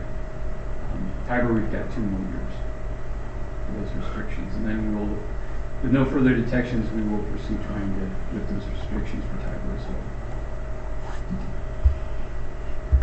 well. Outreach and awareness, through all the normal things that you try to get information out to people, trying to change the behavior of how people address boating in the state. So every time you pull a boat out of the water, make sure it's clean and dry. It's really trying to change the boating culture so that that's just what you do to help prevent the spread of invasive things. Your newspaper, this one was an interesting newspaper ad from Libby, where you have the Sasquatch Festival up in Yak. You've got a bear drinking beer, and you've got our ad, which I like that. I'd like to have that ad mixed every year. It's perfect, especially for the Yak. Also videos that we have put together, a lot of online video, short clips that are advocating the clean, drain, dry message. Having media, so Mike Ruggles is out of Billings here, he's our fisheries biologist, getting him out there talking to people about the issue too and doing interviews. Geotagging, it's new, I guess this new type thing they do for advertising, really trying to get the message targeted to specific geographic areas. It's a pretty effective way of delivering a message, so I'm told, from the media guy. And then through this Don't Let It Loose campaign, advocating for people not to let things go. So you got an aquarium with nice things that you don't want anymore, don't dump it in the storm drain, don't dump it in a lake or river. It's a great way to introduce nasty things to new places. And so working with pet stores to get this message out there, so that people know they can take things back to pet stores if they don't want them. Because this was a aquarium I found in Idaho when I was working there. Somebody came down, took whatever was in that aquarium, busted a hole in the ice, dumped it in there, and then left their aquarium on the bank. That was a person that needed to be educated, because you don't do that. It's just because it's not only whatever the critter was that they dumped in there, but it's the plants, the pathogens, the snails, whatever. It's a great way to introduce new nasty species. And this is something, so we can't use the see something, say something message, because Homeland Security is copyrighted or trademarked it for some reason. But it's a great message for invasive species, because we want people out there looking for these things, and if you see something weird, strange, or out of the ordinary, tell somebody about it. For the interest of early detection, to be able to jump on something potentially early enough to be able to successfully do something about it, it is important that people are aware of the issue and know who to contact if they see something. And that who to contact is FWP, please. If you see something funky in your lagoons, if you see something out of the ordinary or new, let us know about it, because especially from what you described, you're probably getting all kinds of funky stuff in there. And it would be that is a time to kill it before it actually goes out the end of the pipe and into the river. Something shows up in your systems. We can kill stuff out of lagoons, not out of the river very effectively. So next steps, inspection stations open in March to catch that snowbird traffic coming back from the lower Colorado River system. This season we're going to have longer hours in the longer season. Still partners operating inspection stations, and we're dropping Canyon Ferry this year from those mandatory. Quality control is an issue that continues to come up. So our inspectors, historically with the state, with the Invasive Species Program in Montana, we hired seasonal folks, we put them on the side of the road in remote eastern Montana, and then we didn't come back to see them until the end of the season. And quality control wasn't that great with that kind of format. So we continue to work harder to get more oversight for people, try to be more selective with staff, especially in eastern Montana. All the stations now are operated through conservation districts, which are great. There's a great group of people out there that are really interested in this issue. They'll be hands-on to manage these stations. They get their local communities involved. And I think that's going to make a big change for how we do things in the eastern part of the state. Having refresher trainings, increasing pay where we can through hiring these conservation districts. They can pay more than the state, which is a good incentive and a good workaround for the state bureaucracy, the state system. And then expanding enforcement, getting more drive-bys are always an issue. People drive by the station. Most of the time, I think they do it because they don't see signs. They're on I-90 going 80, 90 miles an hour, and the signs don't even register anymore because you've been driving so long. But it is important that we're putting the effort out there to have people inspecting boats, that we make sure everybody stops. And enforcement's a part of that we're ramping up for this season, along with improved signage at these stations, so people can see them coming. Moving forward, also continuing our early detection monitoring, trying to get more of the public involved too. That see something, say something message, and more people aware, and you guys too. I mean, if you see something, please let us know about it. Just keep an eye out. And then expanding our outreach effort around the state. Other questions? Have you guys ever found any critters that aren't native that you know of in your systems? Goldfish?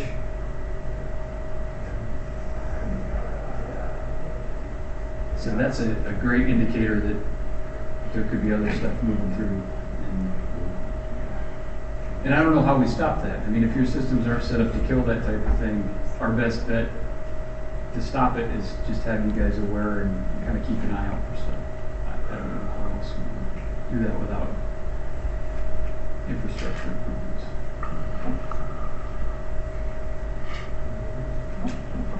Other thoughts or input on all that? I know it's lunchtime. Really appreciate all the questions, and I will follow up on that with DEQ to see maybe some places to put a little more focus on what I'm interested in. Yes, sir. A little off topic, but invasive. Can you say anything more about wild hogs? So, wild hogs are in Saskatchewan. The most recent, or the closest they've seen them is about 20 miles from the border, outside of Plentywood in that area. There have been a couple other reports. I guess there were some hogs roaming around Billings here this summer. They were potbelly pigs that somebody just let go. But they came in as feral. I thought potbelly pigs, but these things are hogs.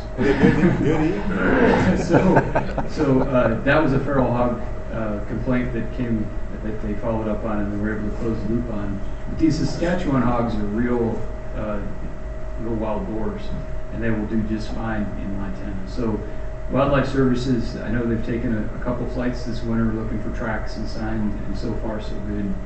But there will be a more focused effort, especially on the High Line with conservation districts and ranchers up there, to just get a more formalized effort to keep an eye out for them, because they're coming. It's just a matter of time.